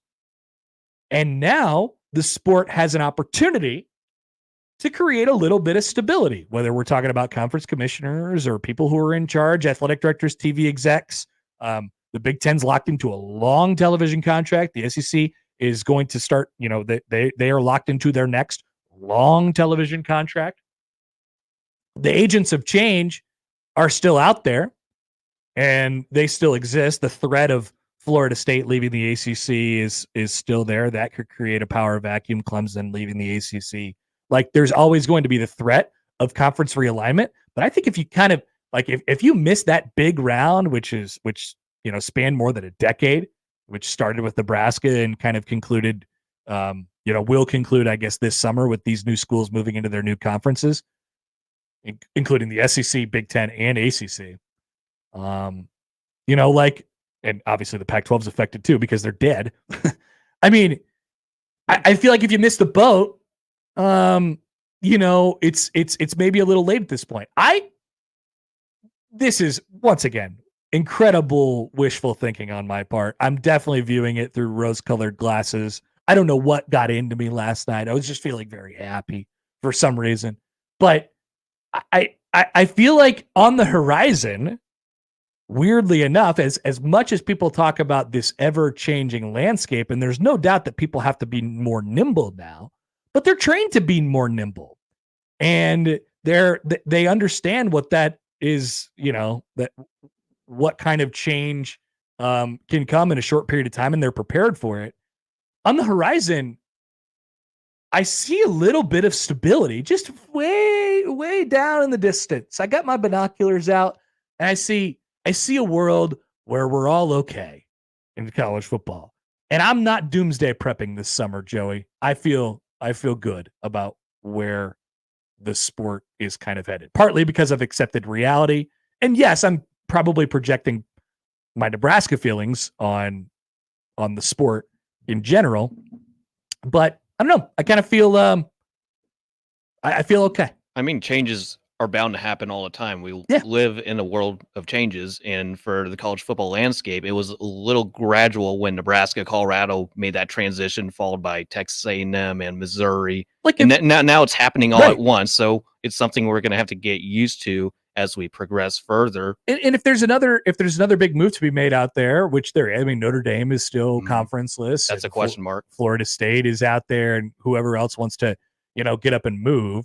But if you're in the Big Ten and the SEC right now, you're not going anywhere. That much is true. And so that's all the big power brokers in college football that exist. There's just a few more possibilities that are left out there that can still happen. Maybe I've thrown out this before, like maybe the Big Ten ultimately does get to 20 teams. They're sitting at 18 right now. They get to 20 teams and they split off into divisions, and we have a clear kind of concise, here's what you have to do to win the conference on a yearly basis. The SEC adopts 9 games. Like all these things they feel, because of the significance in the shifting like plates of the changes over the last like 5 to 7 years, all the next few that might be cleaned up on the backside here, they feel like small potatoes. Feels like they can, the world, the ecosystem of college football can kind of handle it. NIL is a big shock to the system. Transfer portal is a big shock to the system. Conference realignment and television deals were a gigantic shock to the system. COVID was a huge shock to the system. And so over the span of 6 years, a lot of these major shifting things have changed the sport. And I don't know. I like, what's left? What does it look like? If it looks similar to what it looks like right now, aside from like players getting paid, which is one more like tectonic shift that we have left directly from the universities. Outside of that, in 10 years, if it looks like it kind of does right now, with the exception of what I just mentioned there and players getting paid, I wouldn't be that surprised. We might be headed toward some stability, but wishful thinking. A couple comments here from the YouTube. First of all, Kenneth writes in, Josh looks different today. Josh, would you like to comment? It's pretty, Josh. You guys are both Celtics fans. Yes, definitely. So, I mean, you seem like bigger. You seem like a bigger Celtics fan. Yeah, maybe. Definitely. Also, Bayman writes in, college football's dead, Connor. Get off my lawn. Is it possible? Now, stick with me on this Nebraska thing. People are listening to this show are probably Nebraska fans or have to at least live in it on a daily basis, so are aware of it. You don't think at all that Nebraska being bad during this period of time has helped influence your thoughts on the sport at large? If you've lost interest during this shifting time, these ever-changing times in college athletics, if you've lost interest, you don't think at all that it has to do with Nebraska not having a 500 season since 2016? Because I think it does. I think it probably does. And so maybe as Nebraska returns to form a little bit here and the sport stables out, that interest sort of returns and your Nebraska feelings once again get projected on the sport. I'm excited for college football this year. I think part of that is because of what I feel like Nebraska might be. And a part of that is what I feel like how how we don't have too many big shifting major things to get over through college football, at least ones that we haven't already kind of prepared for and done before. Kenneth chimes in. He says, no, it's not stupid, Connor. Thank you. I appreciate that. And Bayamon falls in again. He says, that is absolutely true sentiment. The more we lose, the more apathetic I become. I think that is a pretty regular thought, just in how, you have you're a fan of college football, but you have your team. It's not just Nebraska. Yeah. And if your team stinks, and also the sport, everybody's sitting around you complaining about the sport and the future of the sport, it can tend to get a little negative. And these last 7, 8, 9 years of Nebraska being horrible have coincided with the sport undergoing these gigantic shifts and changes. Nebraska's future is secure in the conference. It's not going to be out floating in the wind from a money perspective, so that's good. And you might think their future is secure because of the coach that they have as well, and the setup that they have from an administration standpoint or from an NIL standpoint, whatever it might be. I think it makes a lot of sense for your feelings on Nebraska to project in the college football universe. Maybe I'm doing the same thing right now. Maybe that's why I'm so happy. I have no idea. But whenever the major college football bombshell story drops in the next 2 weeks before the MLB All-Star game, then maybe my thoughts will change. We'll be here. Stream of consciousness. That's what I ended up with last night. The Positive Boys. The Positive Boys. That sounds right. Let's see. Chris in Montana writes in. Let's see. I haven't read through this yet. A person wouldn't go on a first date with somebody and say, oh, that's my future ex-wife. Of course, everybody should be excited when the season starts. And if by chance the wheels fall off, then freak out once it happens, but might as well look forward to something good. Right? Yeah. I hope what's happened with college football hasn't soured people on Nebraska. I hope that hasn't happened. If anything, it becomes kind of more insular, but I hope it kind of works in the opposite way. All right, let's take a quick time out here. Any thoughts on that? We'll certainly take them and read them and get through them on the other side. I'd like to play a game of MLB Reaction Overreaction. We'll also dive into Baseball Savant Corner. This segment is for me. This is where I like to get in the weeds a little bit on baseball. Please join me on this adventure. Next on 1620 The Zone. Previously on The Crossover. It's a very baseball-y name. It's like naming your kid Mickey. Yeah, Freddie. Your name Mickey Mantle, you're destined to be a great baseball player. What was his full name? Michelob? Michelob Mantle. What was Mickey Mantle's real name? His name was Mickey Charles Mantle. I think it was Michelob. Michelob Mantle. Michelob Mantle. Wow. Mornings with Sharp and Hanley. The Connor Happer Show. Unsportsmanlike conduct. 6A to 6P. 1620. The Zone. Your Omaha area forecast presented by Funplex Water Park and Rides. From the KETV Newswatch 7 Weather Center on 1620 The Zone. Storms clearing out for your Tuesday morning, but flooding still a concern with so much rain falling during the overnight hours. Through the afternoon, we'll have cloudy skies and another chance of stronger storms through the afternoon hours, and then late evening and overnight storms clearing out again. I'm meteorologist Luke Vickery, KETV Newswatch 7. More with Connor and Josh after this. We're going to have an extensive professional relationship, my man. On 1620, The Zone. It's going to be another sizzling hot summer. Stay cool with 35% off new Champion windows. Don't burn your money on high energy bills. Get new energy efficient windows from Champion. 35% off. Plus, get an extra $100 off every window you replace. The more you buy, the more you save. We help you choose the best design options for your home. We then build your project in our very own factory. Our install team manages your project every step of the way, and it's all backed by our lifetime guarantee. Plus, we're giving away the chance to win a $50,000 home makeover. Enter online today. Turn your house into your dream home with more livable space in a new Champion sunroom, or enhance your curb appeal with new siding. Now 35% off. Don't wait. This sale won't last long. 35% off windows, sunrooms, and siding. Plus, get an extra $100 off every window you replace. Call 877-GO-CHAMPION or visit championsavenow.com to schedule a free in-home estimate today. All discounts apply to our regular prices. Select styles apply. Minimum purchase required. Cannot be combined with other advertised offers. See store or website for details. If you love whiskey or just want to learn more about whiskey, you don't want to miss the largest whiskey event in the region. Get your tickets to Omaha Whiskey Fest 2024 at omahawhiskeyfest.com. September 28th at the Hilton Omaha downtown. 400 samples, more than 70 brands, expert presentations, and a whole lot more. General admission and VIP tickets available at omahawhiskeyfest.com. You can even make a night of it with special room packages from Hilton Omaha. Get your tickets now before they sell out.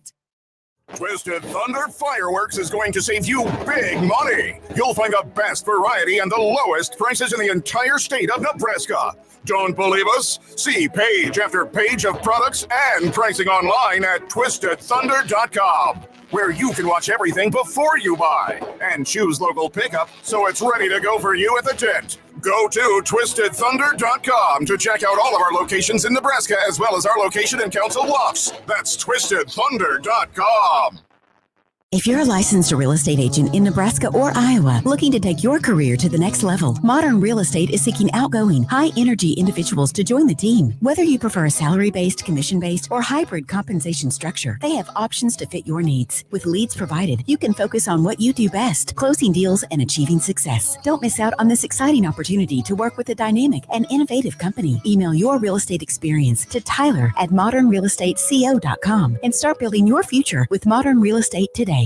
Veterans, do you know what local, state, and federal benefits and services you're eligible to receive? Do you want help navigating the application or appeals process? Speak to your county veteran service officer or the Nebraska Department of Veterans Affairs State Service Office to see what's available to you and your family. You've served our country, now let us serve you. Visit veterans.nebraska.gov today. Sponsored by the Nebraska Department of Veterans Affairs, aired with the Nebraska Broadcasters Association and this station. Host is roasting every morning. Host is roasting every day. At Host Coffee, every cup of coffee served comes with a promise. A promise of quality, innovation, and a dash of fun. Ensuring your workday is as delightful as your coffee break. Call Host Coffee today. Proudly serving Nebraska since 1972. Host Coffee is always roasting something good for you. eBay Motors is here for the ride. 120,000 miles of night drives, daily commutes, and who knows how many. Are we there yet? Through countless fixes, elbow grease, and a new radiator, you kept your ride alive. With eBay Motors, you have over 122 million parts to keep it running. And with eBay Guaranteed Fit, they'll be the perfect fit every time. Plus, at these prices, well, we're burning rubber, not cash. Keep your ride or die alive at ebaymotors.com. Eligible items only. Exclusions apply.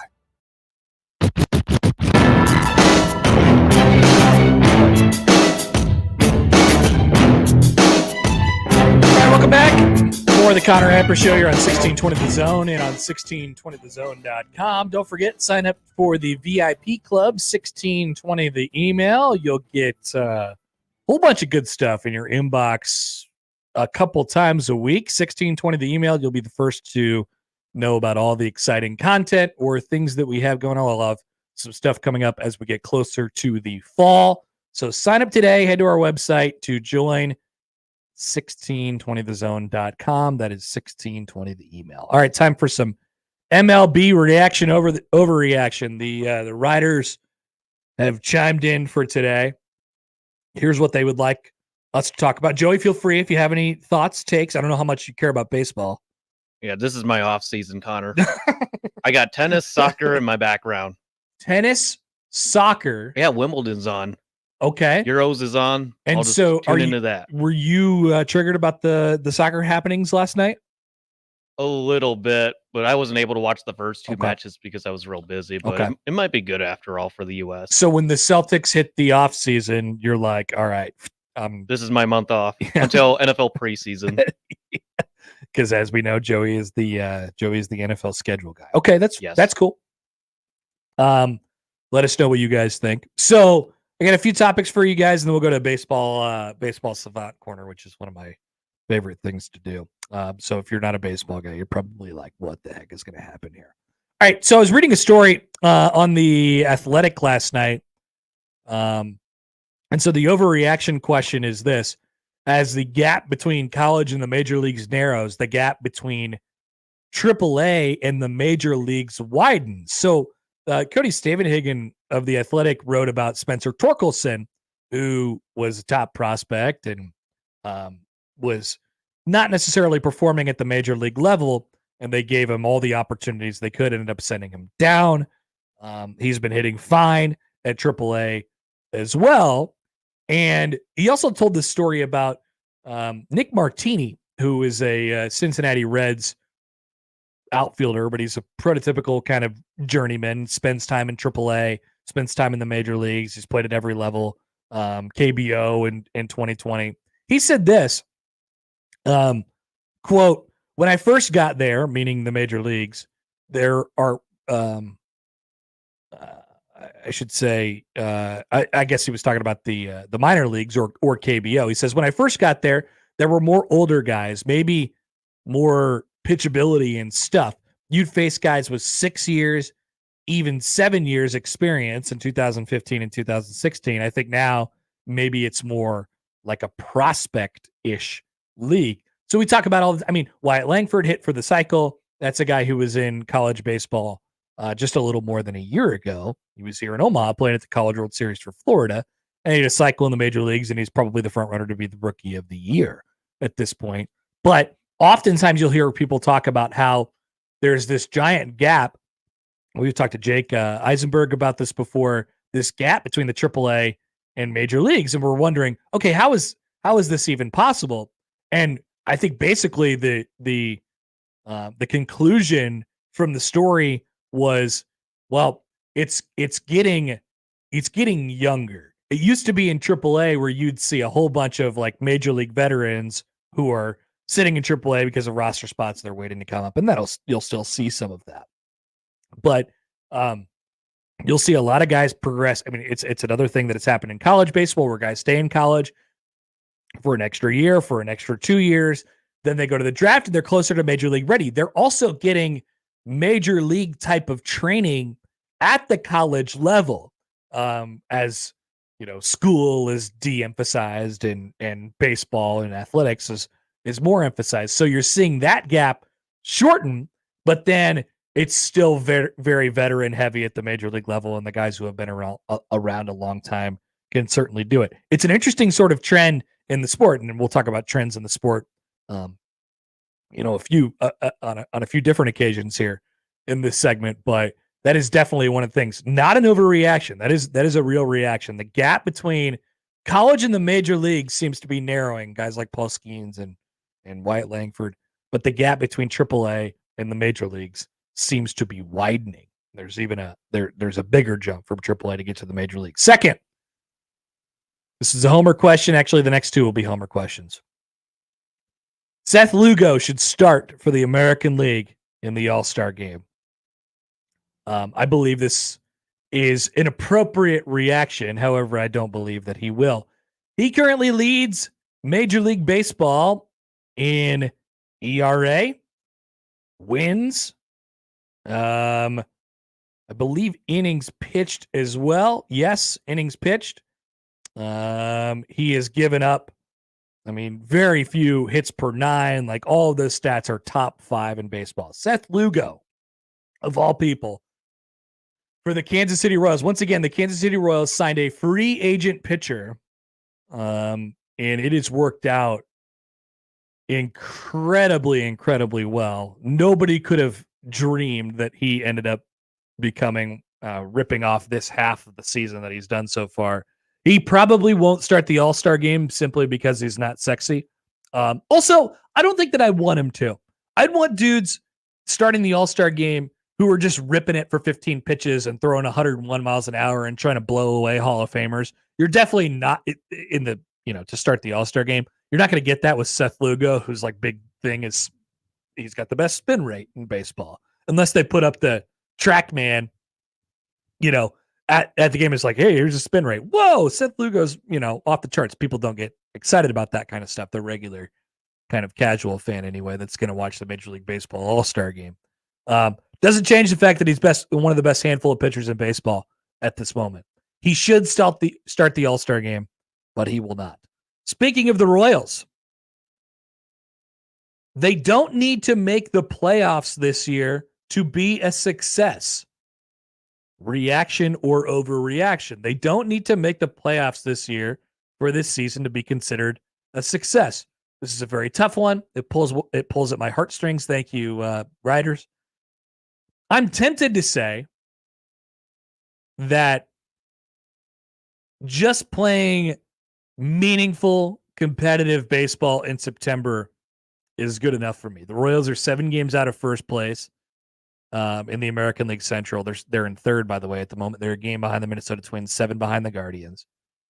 And they are currently holding on to the third spot. They are a playoff team at the moment. They're currently holding on to the third spot in the AL wildcard race.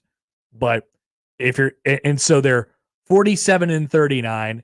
They've slipped a little bit in the month of June, but a nice win, 3 out of 4 over Cleveland is kind of like re-energized them. Hopefully, at least that's the hope. They'll play Tampa and Colorado this week, and so we're past the halfway point here. Now we're past the 81 games.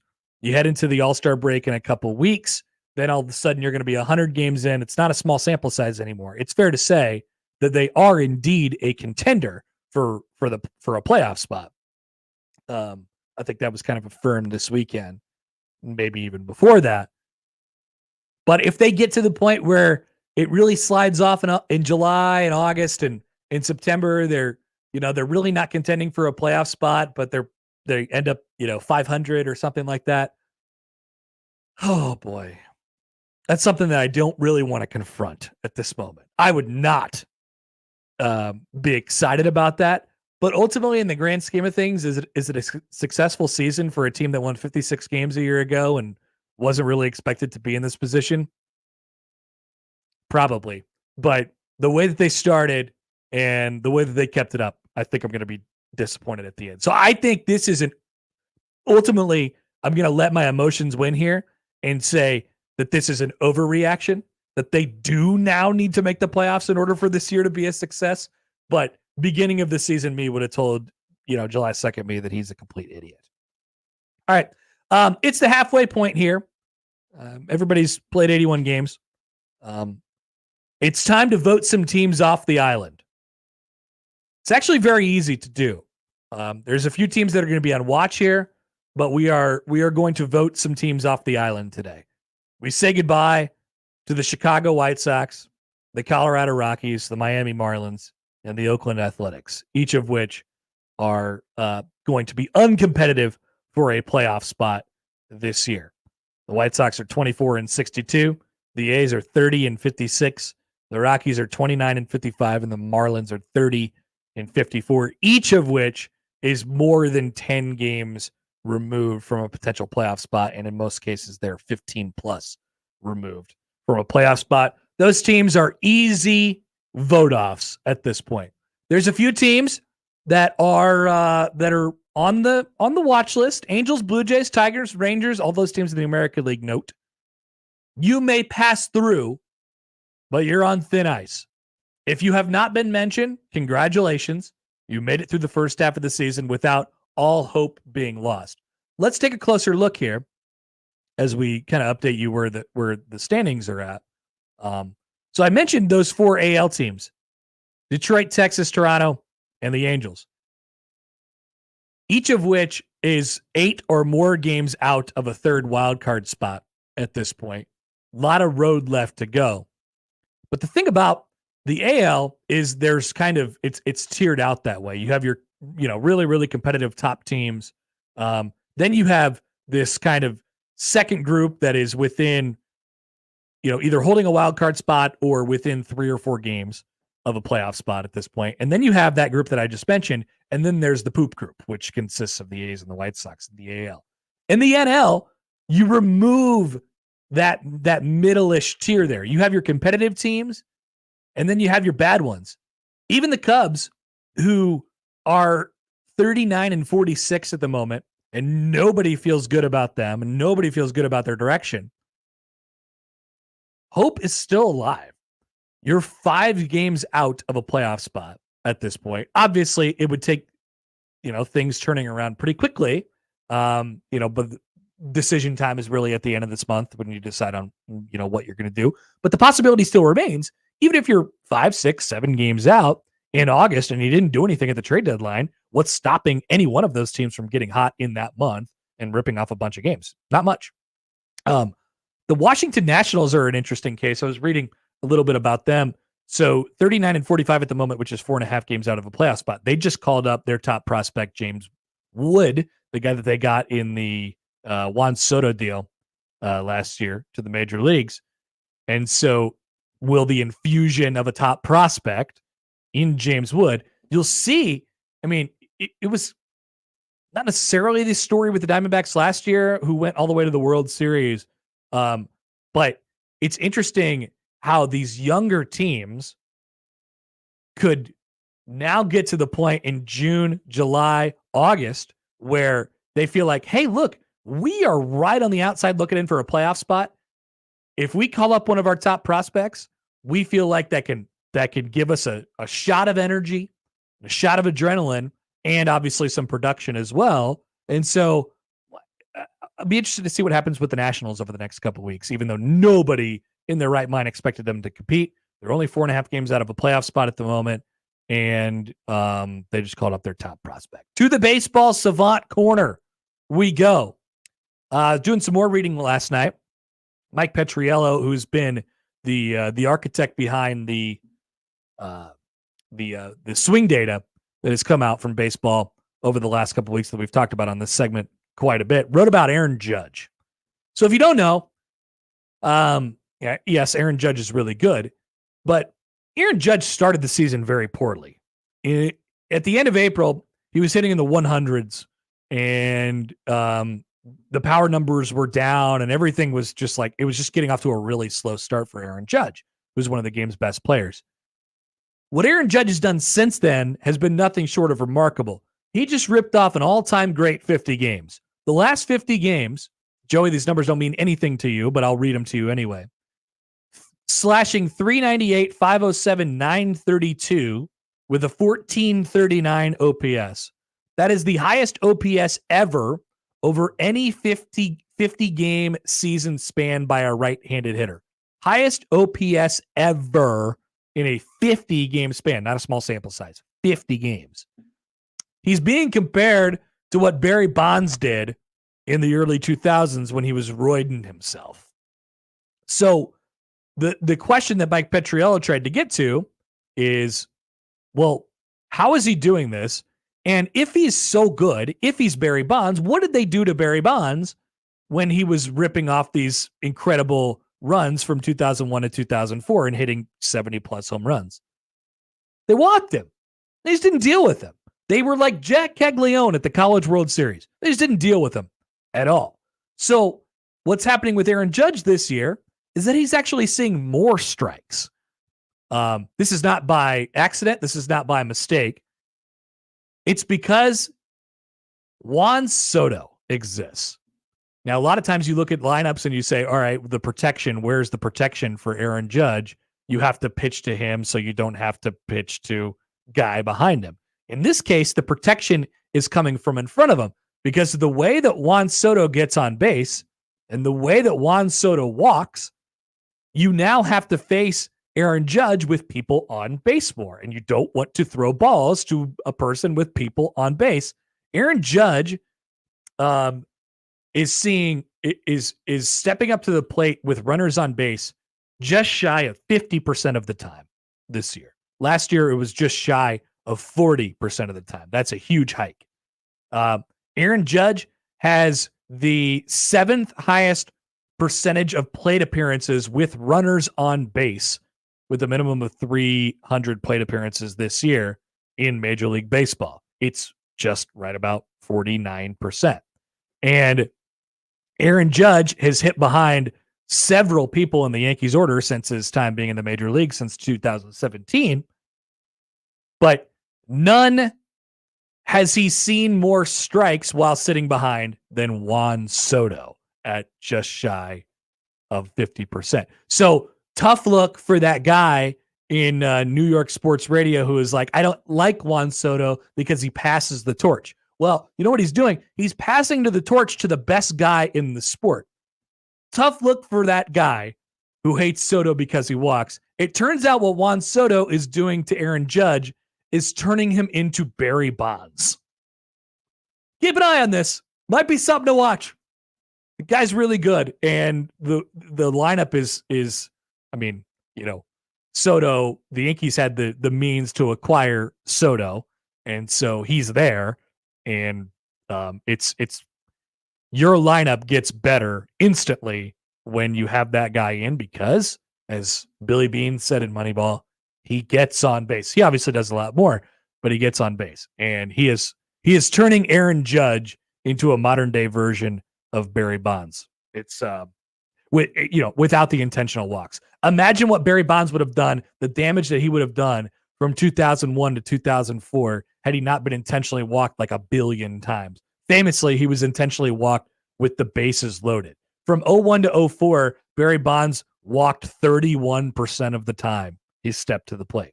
It's not happening to Aaron Judge right now. He's walking less than 17%. He is at the plate because he is seeing more strikes. And he's, of course, really, really good. Quick timeout. We'll come back. Get some Joey tweets. Joey's like, what's going to happen here? I don't know. I want him to explain the French fries tweet. Might as well. We'll get to some other things when we return. It's the Connor Happer Show on 1620 The Zone. The best way to catch all the action is on 1620 The Zone. And no line for the bathroom.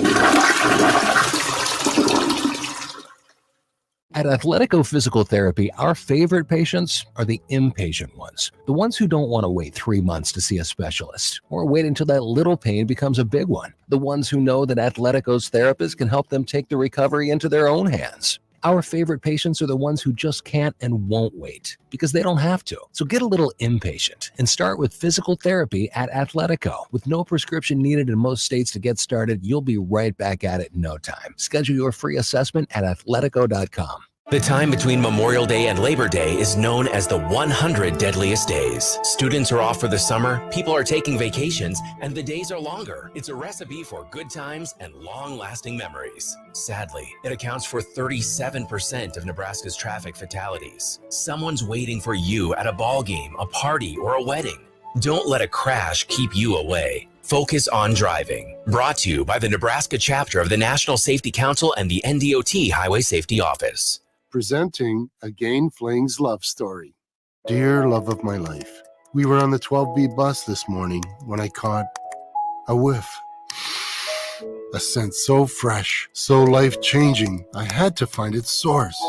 Alas, I didn't know if you were the woman in the pink freshly washed cardigan or the retired mailman next to me, but I knew one of you was my soulmate. Ah, the scent of Gain Flings. Try Gain Flings with OxyBoost and Febreze. Some people just know the best rate for you is a rate based on you with Allstate. And look at you, hands perfectly placed on the wheel, not like the driver to the right of you who's really going after that drum solo. Save with DriveWise in the Allstate app and only pay a rate based on you. Not available in every state, subject to terms and conditions. Rating factors and savings vary, and in some states your rate could increase with high-risk driving. Allstate Fire and Casualty Insurance Company and affiliates, Northbrook, Illinois. When it comes to protecting your home, Jay Stennett Contracting takes pride in ensuring every detail is handled. Roofing, siding, gutters. When it comes to the exterior of your home, Jay Stennett Contracting has you covered. Water, wind, and hail can wreak havoc on the exterior of your home. If your home is damaged, let Jay Stennett Contracting come out for a no-obligation inspection. If repairs are needed, they will help you through every step of the process. When you need an honest assessment, Jay Stennett Contracting has you covered. JSCRestoration.com. Hey everybody, it's Michael Smith for Ted and Wally's Premium Ice Cream. 2 locations in the old market right off of Jackson Street and also in Benson right next to Taste of New Orleans. You know, one of the toughest things about the summer is trying to figure out what you're going to do with the kids, right? You got to fill some time.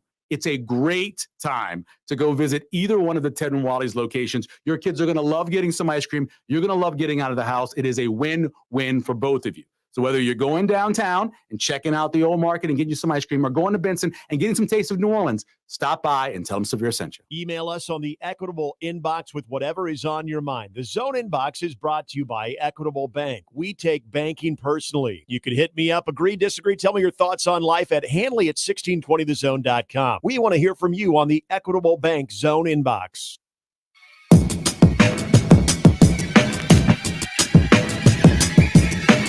All right, welcome back. More of the Connor Happer Show here on 1620 The Zone and on 1620thezone.com. Earlier, we told you about the news in college football of Blake Anderson, the head coach at Utah State, who is being relieved of his duties, it seemed. The school has put out a release.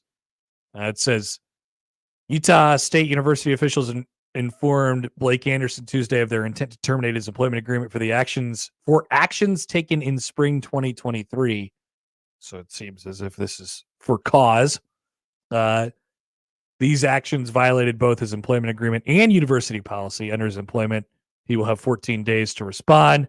The decision comes after a thorough external review of alleged non-compliance with university policies that implement Title IX, which require full and timely reporting of disclosures of sexual misconduct, including domestic violence, and prohibit employees from investigating disclosures of sexual misconduct themselves. So that is what it's all about in Utah today. Seems like a pretty messy situation regarding the Utah State football program. Okay, we hard transition since Joey's here with us for probably another few minutes before we get maybe Josh back. Who knows? It could be for the rest of the show. We'll see. We'll see. So if you're not familiar with Joey, we've learned a little bit about him over the last several weeks as he's filled in for any one of our producers on any one of our shows. Yeah. We've learned that Joey is a huge Celtics fan. We learned that Joey is a fan of the schedule of the NFL schedule and the puzzle. That's a hard puzzle to connect. Yeah, the dots that have to connect on the NFL schedule. Roger Goodell's trying to make it harder for me by wanting to add another game. So exactly. So much so that, like you said, you have made your own. Which, by the way, how did it turn out from a percentage perspective? I haven't had a chance to take a look at it because I've been so busy the last 2 months. You have been. We had College World Series. We got the Celtics on. Well, I was out of town, and you were out of town. Moving that's apartments. Right. Yes, you were so excited to be. Where was it? Colorado. Yep, that was near the end of May. So, which brings me to my first. That was fun. Which brings me to my first Joey tweet. So, this was a couple days ago now. You had learned that a road in the Teton Pass has reopened. Yep. From a tweet from the United States Department of Transportation, and your response was this: and yet we can't get the roads fixed in Omaha. The Saddle Creek and Leavenworth intersection is still under construction. The roundabout near my apartment has been under construction for months. Maybe we should take notes from our neighbor. Joey sees road that gets fixed, wonders why road in Omaha has not been fixed. I wondered the same, to be fair. I always wonder, just the roads are real bad just going around anywhere. And I've been on this road before, went to Yellowstone and Grand Teton National Park for vacation, and this pass connects Jackson, Wyoming to pretty much Idaho. So this is kind of the drive from Jackson going towards, I think it's Victor, Idaho. And this is a pretty crucial pass to get through to actually get out of Wyoming. Much like Leavenworth Street. Mm-hmm. Yeah, and that's right in front of the Med Center. Exactly. We need these things. Huge, so I think intersection. you handshake meme Josh Odson on this one, worrying about our city's municipalities. Let's go back to yesterday, a tweet that I saw that I'd love some context on. It just says, French fries, 3 exclamation points. What's up with French fries, Joey? You want to take a guess? I would imagine that you had a really good French fry from somewhere and decided to tweet about it. Nope. Okay. I was wrong. It's sports related. Really? France and Belgium. Soccer. Oh, yes. You have been into the soccer. Yes. You were tweeting about the Arrowhead camera view last night in a negative way. Yeah. Many people were not a fan of that. Yeah. Oh, I just thought you had really overshot good French view. fries. I thought that was a really good tweet because I was excited. I was excited about French fries too. That sounds good right now. It does, doesn't it? The next time I have French fries, I'm going to tweet out French fries! Exclamation point. But you got to have a picture of them. So we know what you're eating. I think it's kind of better without context. It's kind of funnier that way. Then you have informed me of pickle sandwiches. Oh, yeah. To which you saw a news story from Long Island over the last few days that they're making pickle sandwiches. And you said, pickle sandwiches. I must get my hands on one. Sounds like something you could get from Block 16. You got those wacky sandwiches. I've never been there, and It's a great place. Yeah, So would love to try some of the food there. Here's what happens with a pickle sandwich. The pickle is the bread. Yep. It's just a giant pickle, except for the bread. And then there's a sandwich inside of it. It's kind of like an umwich when you go to like Jimmy John's. Except for instead of lettuce, it's a pickle. Yeah, pretty So much. are you that into pickles? Yes, I love pickles. Nice. Sweet, savory. They can be. Yeah. My parents brought me some pickles back from Stillwater, Oklahoma. I've been kind of just munching on those the last couple of days. The thing is, pickle slices though. The thing is, when I go to restaurants, I always ask for extra pickles on my burger. Really? Yeah, because for some reason, restaurant pickles are a better product than what you get from the jars in the store. And They're able to keep them so crispy. Yeah, and I think they're purposely that way, just to keep them more fresher, right? I guess. Here's a string of 3 tweets from you spanning about 12 to 15 hours from June 24th to June 25th. Welcome back to Omaha, Trev. Oh, Canada, ... And I'm starting to think Trev has something to do with these terrible storms in Omaha. So you went, Trev, I assume it was a tweet about the hockey, and then back to Trev. Yes. Yep. That is what the context is. You were blaming Trev for the storms. Well, me and Trev go a long way back. Oh, really? Oh, really? Interesting. And I don't know if I want to that's okay. Not sure if I should discuss this because I kind of scared him out of Omaha. You did? Yeah, I think I did. Oh, well, what did you do? You don't have to say it if you don't want to. Something related to his schoolwork I did. Okay.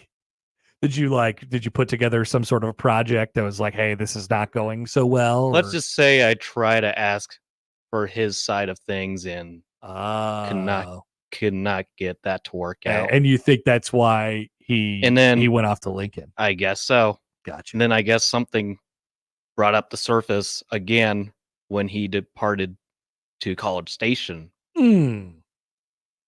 That's just my thing. It could be that. Never know. I saw many of your Celtics tweets. You were very excited about your Celtics winning the NBA finals. That was a fun month. That was a fun month. A lot of exclamation points. Yes. Let's go back to the night that the Celtics won the NBA finals. Oh, yeah. It's a picture of you in front of your television with a Celtics hat, a Celtics jersey, the Celtics lifting the trophy, and then you have a beer. And here's what the tweet says. It's captioned, all caps, NBA World Champions, banner number 18, Lucky Bucket. All you Celtic haters can kiss my ass. And the Celtics are the freaking balls. Hashtag all in Celtics. Hashtag different here. I had to let it out, Connor. I hated all the negativity I've been listening through the past 2 months since the playoffs started. How about this one? You tell them, Jason Tatum, what they gonna say now. All caps, many exclamation points and question marks. What was Jason Tatum telling them? He didn't even say anything except for act out his favorite memes after they won the championship. I don't know. He's criticized a lot for his play since the 22 NBA finals, and I think they were overlooking things at Jason Tatum, thinking he has to score all the buckets. He has to hit every shot which he hasn't been, but he's been contributing to the team through a variety of ways. He's sacrificing his numbers for others to succeed. We saw that with Jaylen Brown, Drew Holiday. I'm just glad in the playoffs. Derek White. I'm just glad to see that your energy for the Celtics, your energy for celebrating the Celtics winning a championship has been transferred over from watching who is going to be officiating the variety of Celtics games during the NBA. Oh, we'll takes on those too. We'll get back to the officials once the NFL season starts. Thanks, Scott Foster. It'd be 1,000 times better for the Celtics to hoist the Larry O'Brien trophy in front of their home fans. That's why you think they lost that game, because of Scott Foster? No. That was just a heat of the moment thing. Yeah, it was a tweet of the moment thing, because he's known as the extender. He is. But you're happy. You got what you wanted. Yes. You wanted it there on your home floor. Yeah, that was beautiful. Joey, thank you. Keep tweeting, man. Just keep doing you.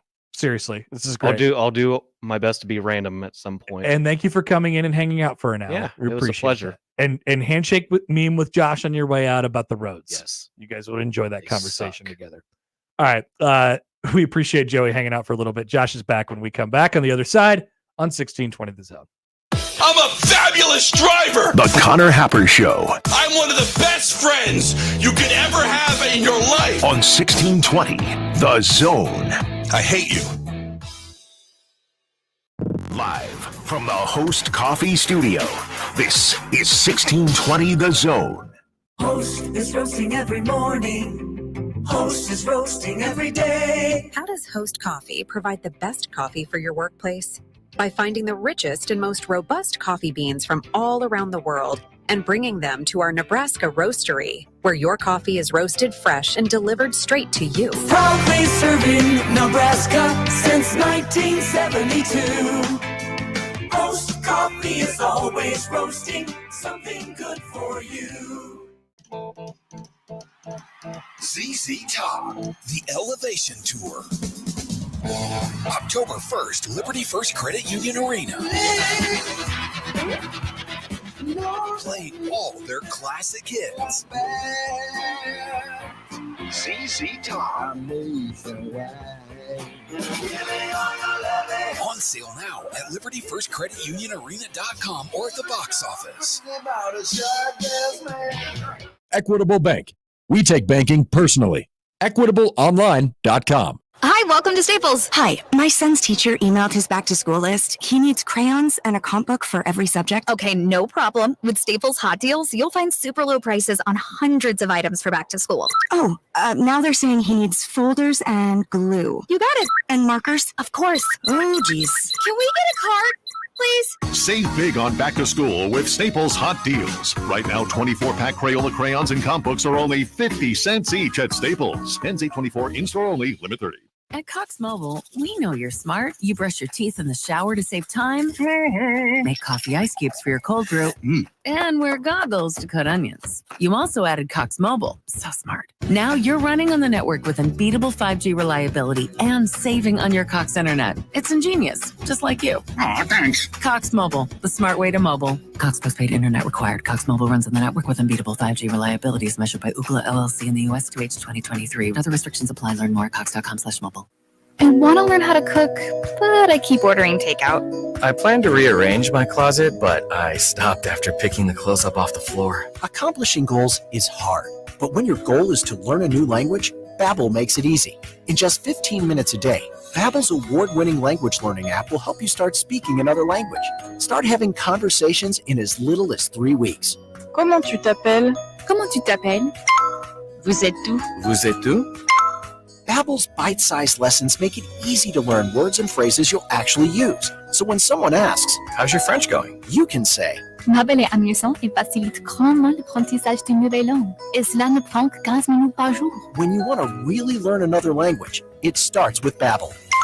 Babbel, language for life. Celebrating 10 million subscriptions sold. Now try Babbel for free at Babbel.com. Just go to Babbel.com and start learning a new language today. That's Babbel.com. Babbel.com.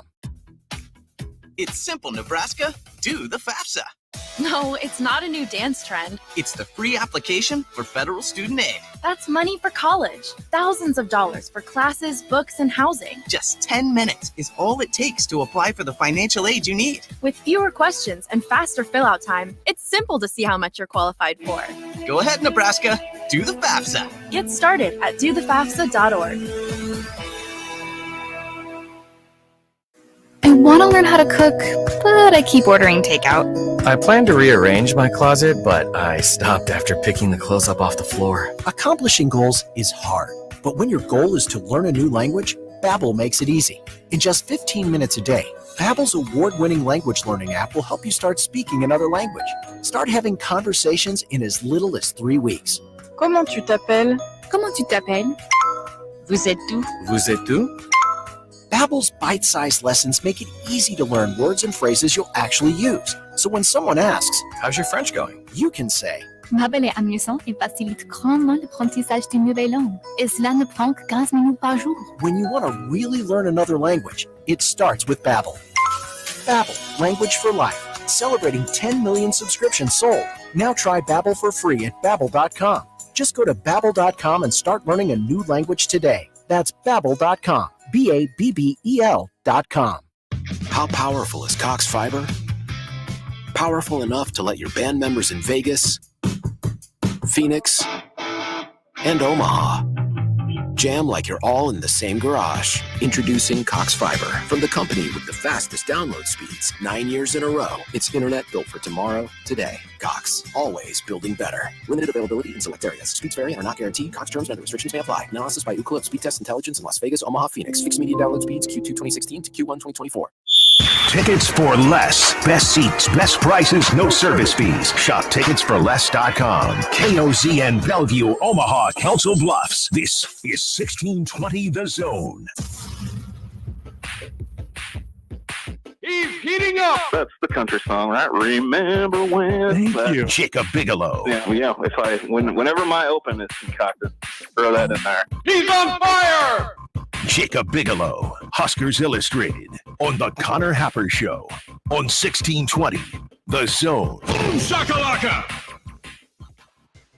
All right, welcome back. More of the Connor Happer Show. You're on 1620 The Zone and on 1620thezone.com. We head to the 42 Degrees Thesaurus Hotline. That's where you find our dear friend Jacob Bigelow, Huskers Illustrated, the Stretch Big Pod. Jacob, good Tuesday afternoon to you, my friend. How are you?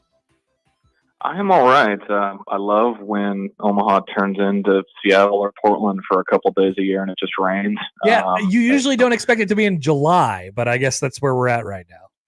That is where we are, I guess. As someone who was born out that direction, I get, it makes me feel in tune with my roots, I guess. Just constant rain. So just takes me back to when I was a wee lad and just getting rained on all the time. By the way, we skipped over this now for like multiple weeks. Speaking of your roots, it just tripped my memory. We never talked about the Sphere concert with the old potheads in Vegas. We never talked about it. I wanted to get your take on it. Well, how was it? You were definitely the youngest person there. I definitely brought the median age down by quite a bit, or whatever the average. I was amongst the youngest people there for sure, but it was a ton of fun, great time. Definitely, definitely going to look at concerts differently for a while after experiencing something at that place. But the Sphere. I think the way I put it was, I don't know if I've ever witnessed anything that lived up to the hype and then maybe even exceeded it, quite like going to a concert. I imagine it felt very similar when they had the NFL or the NHL draft there this past weekend.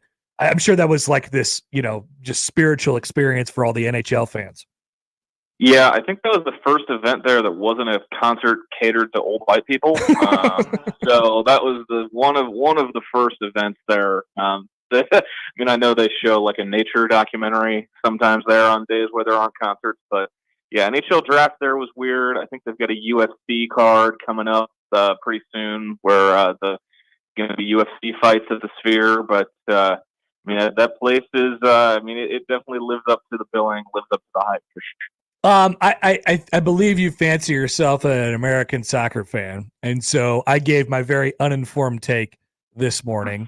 What was the takeaway from what you saw last night in Kansas City?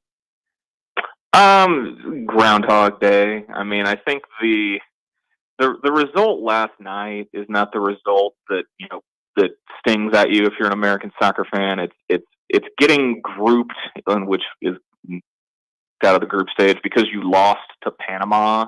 Like you lost 2-1 to Panama, and that's going to play a part in why you got knocked out of a tournament on your home soil. I saw something that was the first time since like the late 80s that they've been knocked out of a tournament hosted on American soil in the group stage. Panama, great Van Halen song, not exactly a soccer powerhouse. So nice. I noticed that. Don't worry, I got you. But unfortunately, it just feels like more of the same, and it's we've been hearing it for years about we're just waiting for it to pop. We're just waiting for it's some Scott Frost type quotes with U.S. It men's really soccer. is. We're so close. We're waiting for it to pop. We've got the right guys in the building, but and then it's I think it's an organizational thing too. Greg with 3 G's. I'm not even going to say it because his name ends with 2 G's, but there's a G at the beginning too. Greg That's with right. 3 G's. Yeah. He's not exactly an aggressive coach. Tries to run tactics meant for a much more talented group than he's got. He's got talent, but they're not. There's a lot that goes into it. I don't want to put people to sleep here on July 2nd, but it was just more of the same. Unfortunately, felt like Groundhog Day for me and plenty of other people who have at least a little investment in U.S. soccer last night. But it was amazing how, like I said, I am not that in tune with it, but every experience that I've ever had in my life with the men's national team was the exact reaction of last night of like, oh man, we can't compete on the international level. Got to fire the coach. Like it's a disaster from top to bottom. And, people, it's amazing how much in just reading that, it felt like we were having various different Nebraska football conversations that were just rehashed from over the years. Like maybe it's not just the coach. Maybe it's something different or bigger or, a complete deal with that thing. Yeah, I mean, it's definitely it's easy to point fingers at Greg. I wish I had his job security in anything I've ever done. Enough for my contract to expire, the organization to say we're going to conduct a worldwide search, and then to just hire the guy whose contract expired again to come back and be the coach. But I mean, yeah, there's definitely more than just him and his one size too small T-shirts to blame. Hey, have you got the chance to listen to any of the bites from Juwan Gary and Bryce Williams today? A little bit. I'm not surprised. The tone from the two of them, it appears, but I haven't gotten full dive into it yet. Yeah, so I haven't either, but I definitely picked up the tone as Nebraska made Juwan Gary and Bryce Williams basketball players available today. Most of the questions obviously were about, hey, tell us about your teammates a little bit and tell us about the kind of the vibe in the room right now. Not surprising to me that Juwan Gary, his confidence kind of shines through in that. I think, you look at those two guys, Bryce being the kind of quiet presence there, and Juwan being a little bit louder one, but both, kind of exuding confidence in the way they go about their business. I think that's a nice little leadership tandem that they have there in order to kind of bring the new shift of guys in for this year's Nebraska basketball team. No, I completely agree. And, I think I'd throw probably Sam Hoiberg in there as well, who quite literally the coach's son, but, the way he goes about his business, he sounds like a coach whenever I've talked to him, whether he's in front of a microphone or we just shooting the breeze. He sounds like he'll be a good coach someday. But, between those three, there's definitely a set, leadership group, I think. And then you'll have, basically Coach Rinkmast as well, still going to be around. And even, with the injury going on. So they've definitely got that in place, and that's been a point of emphasis for Fred Hoiberg these last couple of years. The experienced guys, the leadership, the culture guys, and it starts from there, and that's where they built from. Okay, so you got the Jack Mitchell Weirdo softball team got the top seed in some bracket somehow. Game was rained out yesterday, so you'll have to wait another week to have your postseason debut. Have you talked at all about the expectations that are now placed on you guys being the 1 seed in a tournament? I mean, you're supposed to win now for a team that hasn't really done much of that all year long. Yeah, I don't know if we've really gone in depth much on talking expectations. The group chat has been all over the place. We had plenty of thoughts on rain out getting called yesterday at 1:00 for a 6:00 softball game, but we had plenty of thoughts there. But I think I'm interested to see. I think the team we're slated against is a bunch of college kids that maybe have played in a division that was a little too high on the competitive side for them, and they wound up in our bracket. So I think that's who we're matched up with. Looking ahead to next week, I was not at Mahoney last week for the advanced scout, but that is just what I've gathered from some deductive reasoning.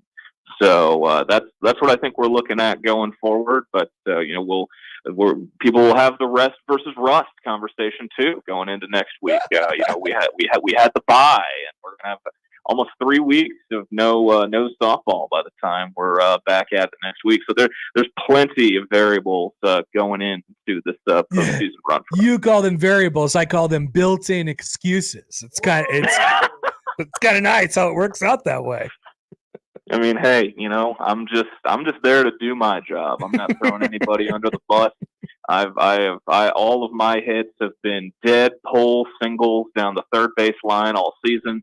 That is my job. My job is pole singles. That is my. Be a star in your role, Jacob. Be a star in your role. Absolutely. That's my attempt at Ken from the Barbie movie. My job is single. That is what I am. That is what I am on the team to do. If there's a runner in position to score, we'll bring him around. But my job is single. That's what I'm there to do. Yeah. All right. Just keep your head down and keep doing singles. That's the advice. Maybe it'll turn out for you. Appreciate it as always, my friend. Good to chat, and we'll talk next week. See ya. Sounds good. I appreciate it. Jacob Bigelow of Huskers Illustrated, Stretch Big Pod, talking hoops and whatever else takes are out there at Jacob A. Bigelow on Twitter. Seemed like he wasn't ready to accept that the pressure was on. It's interesting. Mm-hmm. It's interesting.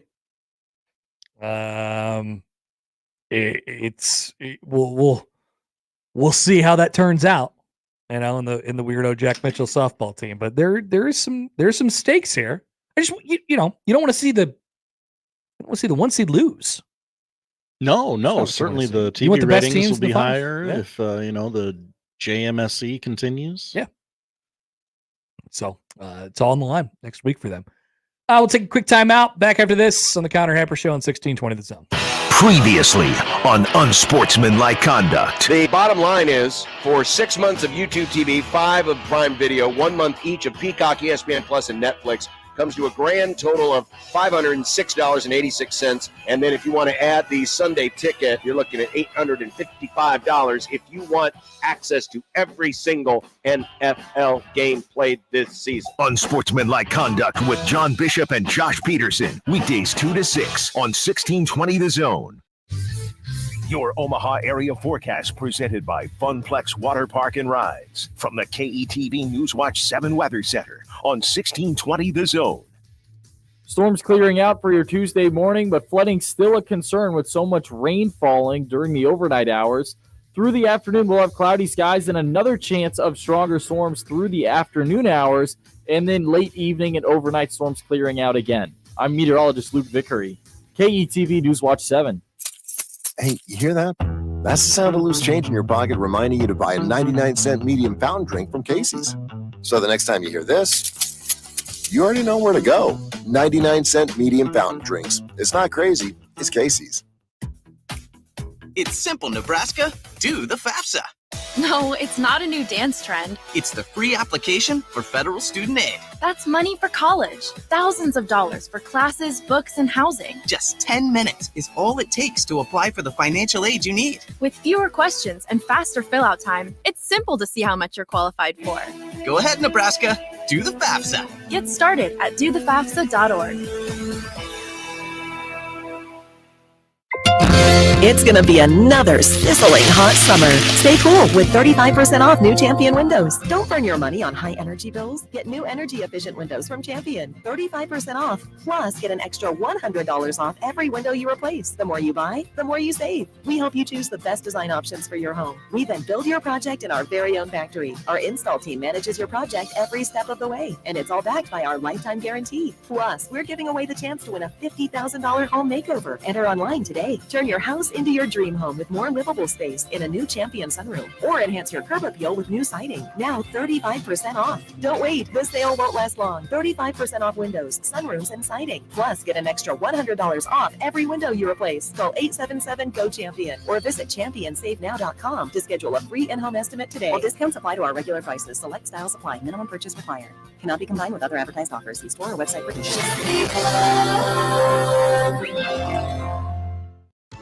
Brent Rasmussen of Mortgage Specialists. Here's a fact that doesn't seem to get mentioned enough. Owning a home actually helps you build personal wealth. Homeownership is a huge factor in building personal wealth. There are some naysayers who say it's too expensive, but rates will come down, and when they do, the competition is going to be fierce. One financial statistic shows that the net worth of those that own a home is 40 times greater than those that rent. So maybe take a few minutes to call me at Mortgage Specialists to go through the reasons why, even though the current market is different, why it's always a good time to buy a home to build your net worth. I'm Brent Rasmussen. Call me at Mortgage Specialists and we can show you all the details. Mortgage Specialists. Driven, trusted, reliable. Click mtg-specialists.com. NMLS number 5918, Equal Housing Lender. Come see your Storm Chasers take on the Iowa Cubs at Warner Park on July 3rd. And stick around for one of the biggest fireworks shows in the Metro, presented by FNBO. Tickets at OmahaStormChasers.com. Everyone get on your feet, stir up the storm with family. I want to learn how to cook, but I keep ordering takeout. I plan to rearrange my closet, but I stopped after picking the clothes up off the floor. Accomplishing goals is hard, but when your goal is to learn a new language, Babbel makes it easy. In just 15 minutes a day, Babbel's award-winning language learning app will help you start speaking another language. Start having conversations in as little as 3 weeks. Comment tu t'appelles? Comment tu t'appelles? Vous êtes où? Vous êtes où? Babbel's bite-sized lessons make it easy to learn words and phrases you'll actually use. So when someone asks, "How's your French going?" you can say, Babbel est amusant et facilite grandement l'apprentissage d'une nouvelle langue. Et cela ne prend que 15 minutes par jour. when you want to really learn another language, it starts with Babbel. Babbel, language for life. Celebrating 10 million subscriptions sold. Now try Babbel for free at babbel.com. Just go to babbel.com and start learning a new language today. That's babbel.com. BABBEL.com. Presenting Again Fling's love story. Dear love of my life, we were on the 12B bus this morning when I caught a whiff. A scent so fresh, so life-changing, I had to find its source.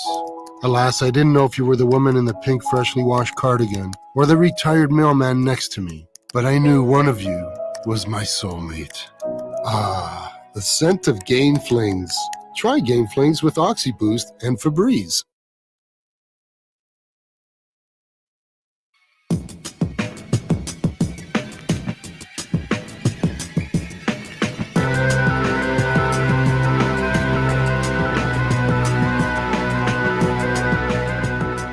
Oh, good. We'll check on our friend Trev. Oh, what's he up to? He did a gig-em. He did a gig-em. He did a gig-em with his new baseball coach. Oh, well, that's good. You see him over there? Yeah, at Trev Alberts on Twitter. He's got his gig-em out. And he's got his gig-em out. Yeah, he's got his gig-em out, all right. And Coach Early has his gig them out as well. Oh, look at that. They made the Texas A&M logo out of balloons. Oh, where's that one at? I'm just looking at the gig 'em. I'm at Trev's account. Oh, there we go. Yeah, I was referencing the second to last one. Oh, look at that tiny baby baseball coach. Added the balloons right there. I mean, Trev is a big guy, so he could dwarf a very average sized man. Yeah, and baseball people are small. Just in general. Some of them Whole question? Some of them are big. Yeah, like Arson Judge. Arson Judge. You missed my whole thing about Arson Judge while you were gone, Josh. You had an Arson Judge thing? Oh, I talked about Arson Judge like for 15 minutes. Oh, wow. That's a long Not time. the whole 15 minutes, but like probably 4 to 5 out of the 15. Okay. Basically, I'll seek it out on the radio replay. At you could. I'll tell you the moral of the story. Okay. The gist of it was this: what Aaron Judge is doing right now, aka Arson Judge, is basically what like Barry Bonds was doing from 2000. I mean, he's so good, so good. Yeah, and he's that good because he has Juan Soto, and the guy from New York is triggered again because he keeps passing the torch to him. Oh, Juan Soto keeps walking. Yes, that's right. They hate walks in New York. And Aaron Judge likes when Juan Soto walks. Yes. Because then he gets to hit with people on base. Uh-huh. Baymon writes in. Hey, Baymon. Now Josh is back. I missed whatever was happening and I thought I was having a stroke. Josh, short-circuiting my brain. It was Josh, and then it was Joey, and then it was Josh again. Yeah. But this is previously scheduled maintenance on Josh. Yeah, we knew he about had it. He had an oil change on his head. I didn't vomit. No. Yeah. Many are saying I vomited. Yeah. Previously scheduled. Don't put it on the internet that I vomited. Hey, no, not again. I would never. Not again. So Jack Mitchell, he of softball coaching fame, brought this to light yesterday. But remember when that lady from the Regents suggested that they should do a columbarium under Memorial Stadium? That's right. Yep. Mm-hmm. That was totally normal and great cool. idea. So there was a story about this in the Journal-Star, and Jack brought it back up again yesterday because there was a paragraph in it that said this: asked after the meeting, Whites, who is the person who suggested the columbarium, said that she originally pitched the idea to former Nebraska President Ted Carter ahead of the $450 million stadium renovation. Admiral. While new seats and concession stands are completed, and sometime before the turf field is converted back into grass, White said that it was the perfect time to leverage the emotional connection that fans have to Memorial Stadium. So she said, since they're turning the field to grass, why don't we build this columbarium underneath the stadium? And while the first thing that might jump out is, wow, this lady is crazy, she wants to build a columbarium underneath the stadium, I'm more interested now in the grass part. Seems so. We've mentioned this. We've mentioned this at times Many on would the say show. we reported it first. I would say that this is the last year of turf at Memorial Stadium. That'd be my guess at this point. Now I wanted to just listen and go with me here on this one. Right. Let's just say this is the last year of turf. We're going to grass after this year. Matt Rhule has already changed the size of the stadium, and now he'd like to have grass. So one thing that has happened, I think, that could be a good thing that from Nebraska being so bad over the last 20 years, is that people don't really seem to be nearly as fired up about things like this. Yeah, and you know what I'm talking about when I talk about things like this, Josh? You're letting us do stuff now. Yeah, and we appreciate that. That is actually great. So for Nebraska, thank you, Scott Frost. Thank you, Bill Callahan. Thank you, Mike Riley. Thank you, some of Bo Pelini. Thank you, all the people who came before Matt Rhule for the last 20 years of Nebraska football, because it is untethered us from our horrible, horrible takes. Not completely, still tethered a little bit. but we are not so tied to tradition anymore. Now, I don't know that having a turf field is part of the tradition. I mean, when Nebraska was winning championships, it was a AstroTurf field. And so I don't know if that's like a tradition, quote unquote, but doesn't this, Josh, just seem like the kind of thing that people would have been mad about? Yeah. I do. Whenever this is announced, likely at the end of this season, when they'll come out and say, or maybe they won't just come out and say it. It'll just, the news will come along at some point. Report: Nebraska will ditch the field turf and go to grass. What will be the reaction? I don't expect it to really generate much confrontation within the fan base at this point. Same. And for that, I'd like to say that I am grateful. Thank you. Thank you. The last 20 years have untethered us from our bad takes. Could this be maybe some people would call it a changing of the guard, where the team is so good that we care about the team instead of the ancillary things that we get all bent out of shape about? Yeah, maybe. But you needed the precursor of the team being so bad so that they pay less attention to it overall. And then the way to get back in is to, of course, have the football team be good. I don't expect this to I know people are, diehards, people who listen to the show, whatever, are interested in it. I certainly am. I like it from the perspective, or I'm interested in it from the perspective because it's another thing that Mr. Yogurt has allowed Matt Rhule to do. Keeps bending that knee.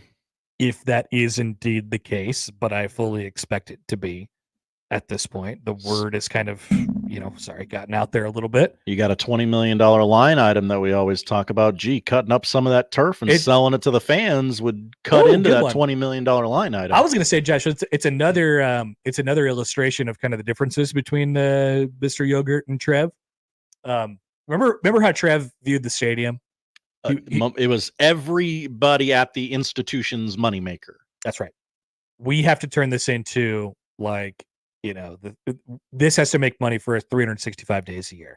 We're gonna sell tours. We're going to build the Hall of Fame. We're gonna do concerts, multiple concerts. It's gonna be a multi-purpose thing. We might do softball. We might do volleyball again. We might do whatever. And I think in order to do that, Trev felt like it would be the best use to keep field turf on the stadium, graduations, things like that, just so you can turn over the field quickly and you're in no threat of ruining the actual playing surface. I think as it pertains to Memorial Stadium, Mr. Yogurt's perspective is, do you think it helps our football team? Excellent. Let's do that. Which one do you, because I don't know. I'm kind of in the middle. I don't know which one I prefer. I really don't. I think Trev is probably a little bit too tight on the money sometimes. And he also had some really, really big ideas and things that he wanted to get done. And obviously, that's part of the reason why he's no longer here anymore. But I don't know that I would be like, whatever you need, baby. I think there does have to be some sort of give and take between AD and coach, like a healthy, a healthy tension. So Trev can be right, but also we can want to do the other thing, right? Yes. He can be right that, yes, this is a very easy thing to use to make money for the school. But we can also say, I'd rather it just be the football team's building. Yeah, because you're not the one getting all the money. Yeah. What is it? Okay. I mean, Dannon's answer to that has been all right, this is the football stadiums. This is the football teams. Let's go find other ways to make money. Let's go figure it out elsewhere. That's good. We're Nebraska. People love us. It's still coming in. No matter, it's not like it's not coming in. But that was Trev's idea.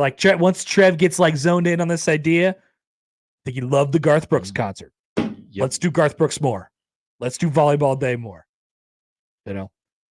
And actually, the thing about volleyball day was that it was special. It was unique. Yeah, they It should wasn't not do volleyball day again. It wasn't the annual volleyball day in Nebraska. I completely agree. So, yeah, that's the way we're headed, by the way. I don't think that we're getting the columbarium, though. Yet. Yeah, there'd have to be some fundamental changes in there, probably, to get that. Got to push back against these government yahoos who want to bury you under the football stadium. Question from the text line. Hi, text line. Why was Josh gone? Did he have to run off to dinosaur camp?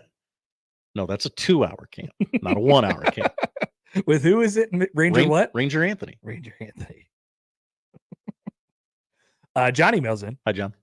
Did Trev get word that the crazy lady wanted to put a columbarium at Memorial Stadium and he decided joining a cult in College Station would be a better situation? TBD on that one. Yeah, time will tell. Back after this with the polls. We'll tell you what to watch on 1620 The Zone. Big names, big games. We've got them all. 1620 The Zone. Hi, I'm Nick Bermel, owner of Royalty Roofing. The recent storms wreaked havoc on our community. Our team at Royalty Roofing is here to help. We're local, skilled, licensed, and bonded. We work for you to ensure you get the funds you deserve and make sure that the work is done to your satisfaction. Don't take risks with your biggest investment, your home. We are Better Business Bureau Integrity Award winners and Best of Omaha winners. Cover your roof with royalty. Visit us today at royaltyroofing.org. Baseball and ice cream go together like fireworks in the 4th of July. I mean, on any given night during the summer, you're bound to run into a team of little leaguers getting ice cream after their game, win or lose. So before you head home after the game, head over to Ted & Wally's Ultra Premium Ice Cream and pick up your flavor. They serve more than 3,000 of them. Keep track of the daily specials on social media. Celebrating more than 35 years. Ted & Wally's Ultra Premium Ice Cream. Benson, Old Market, and at tedandwallys.com. How powerful is Cox Fiber? Powerful enough to let your band members in Vegas, Phoenix, and Omaha jam like you're all in the same garage. Introducing Cox Fiber from the company with the fastest download speeds 9 years in a row. It's internet built for tomorrow, today. Cox, always building better. Limited availability in select areas. Speeds vary and are not guaranteed. Cox terms and other restrictions may apply. Analysis by Ookla of Speed Test Intelligence in Las Vegas, Omaha, Phoenix. Fixed median download speeds Q2 2016 to Q1 2024. Email us on the Equitable Bank inbox with whatever is on your mind. Zone Inbox is brought to you by Equitable Bank. We take banking personally. You can get me, Gary, at 1620thezone.com. We want to hear from you on the Equitable Bank Zone Inbox. Are you the decision maker in your company? Consider this. For the first time in decades, there's a better option for a corporate card and spend management platform. Meet Ramp, the only corporate card and spend management system designed to help you spend less money so you can make more. Most corporate credit cards offer points as incentives, but those points amount to less than their worth in real cash value. Ramp's business cards offer you cash back, real money in your pocket. Plus, you control who spends what with each vendor. And Ramp software collects and verifies receipts automatically, which means you'll stop wasteful spending and close your books in hours instead of days. Businesses that use Ramp add up to 5% to their bottom line the first year. If you're a decision maker, adding Ramp could be one of the best decisions you've ever made. And now get $250 when you join Ramp for free. Just go to ramp.com/sports. Ramp.com/sports. ramp.com/sports. Cards issued by Sutton Bank and Celtic Bank, members of FDIC. Terms and conditions apply.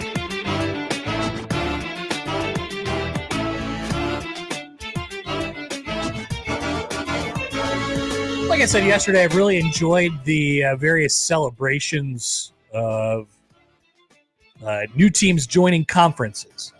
The Texas party looked like a banger. The Oklahoma party looked kind of fun. Didn't catch anything from the Stanford party, but did see a few things from SMU yesterday. Hello. SMU had a couple different ways to welcome themselves to the ACC. They were putting out various videos over their social media channels yesterday, and they got a couple SMU legends. Oh, okay. Josh, did you know Dirk Nowitzki went to SMU? I did not. No.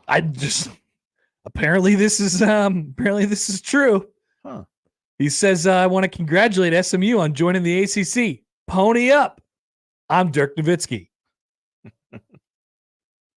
Famously, Dirk Nowitzki did not go to SMU. He didn't. He did not go to SMU. Oh, okay. But he's still, now I understand that SMU is in Dallas, but it's kind of funny. You can't just pick random people from Dallas and say, welcome to the ACC, SMU. I mean, think about how weird of a message it is.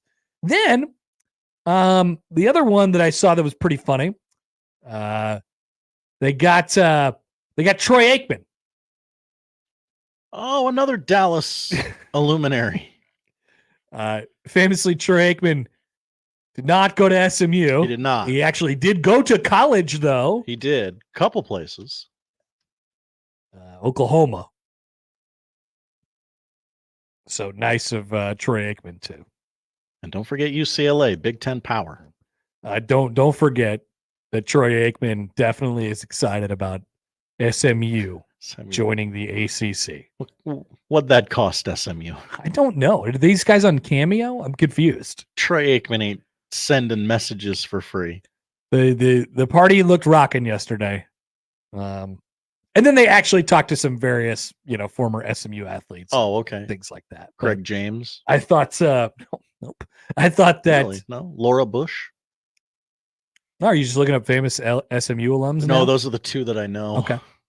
Eric Dickerson? Oh, yeah. Probably not. But yeah, Dirk Nowitzki, not to be confused with anybody who went to SMU, because he did not. To the polls, Josh. We only had one today. Just one. Sad. It's okay. It's okay. We had other things going on. Do you know about the Blue Juice? Kathy Bates went to SMU? Really? Yeah. It could have got her. Yeah.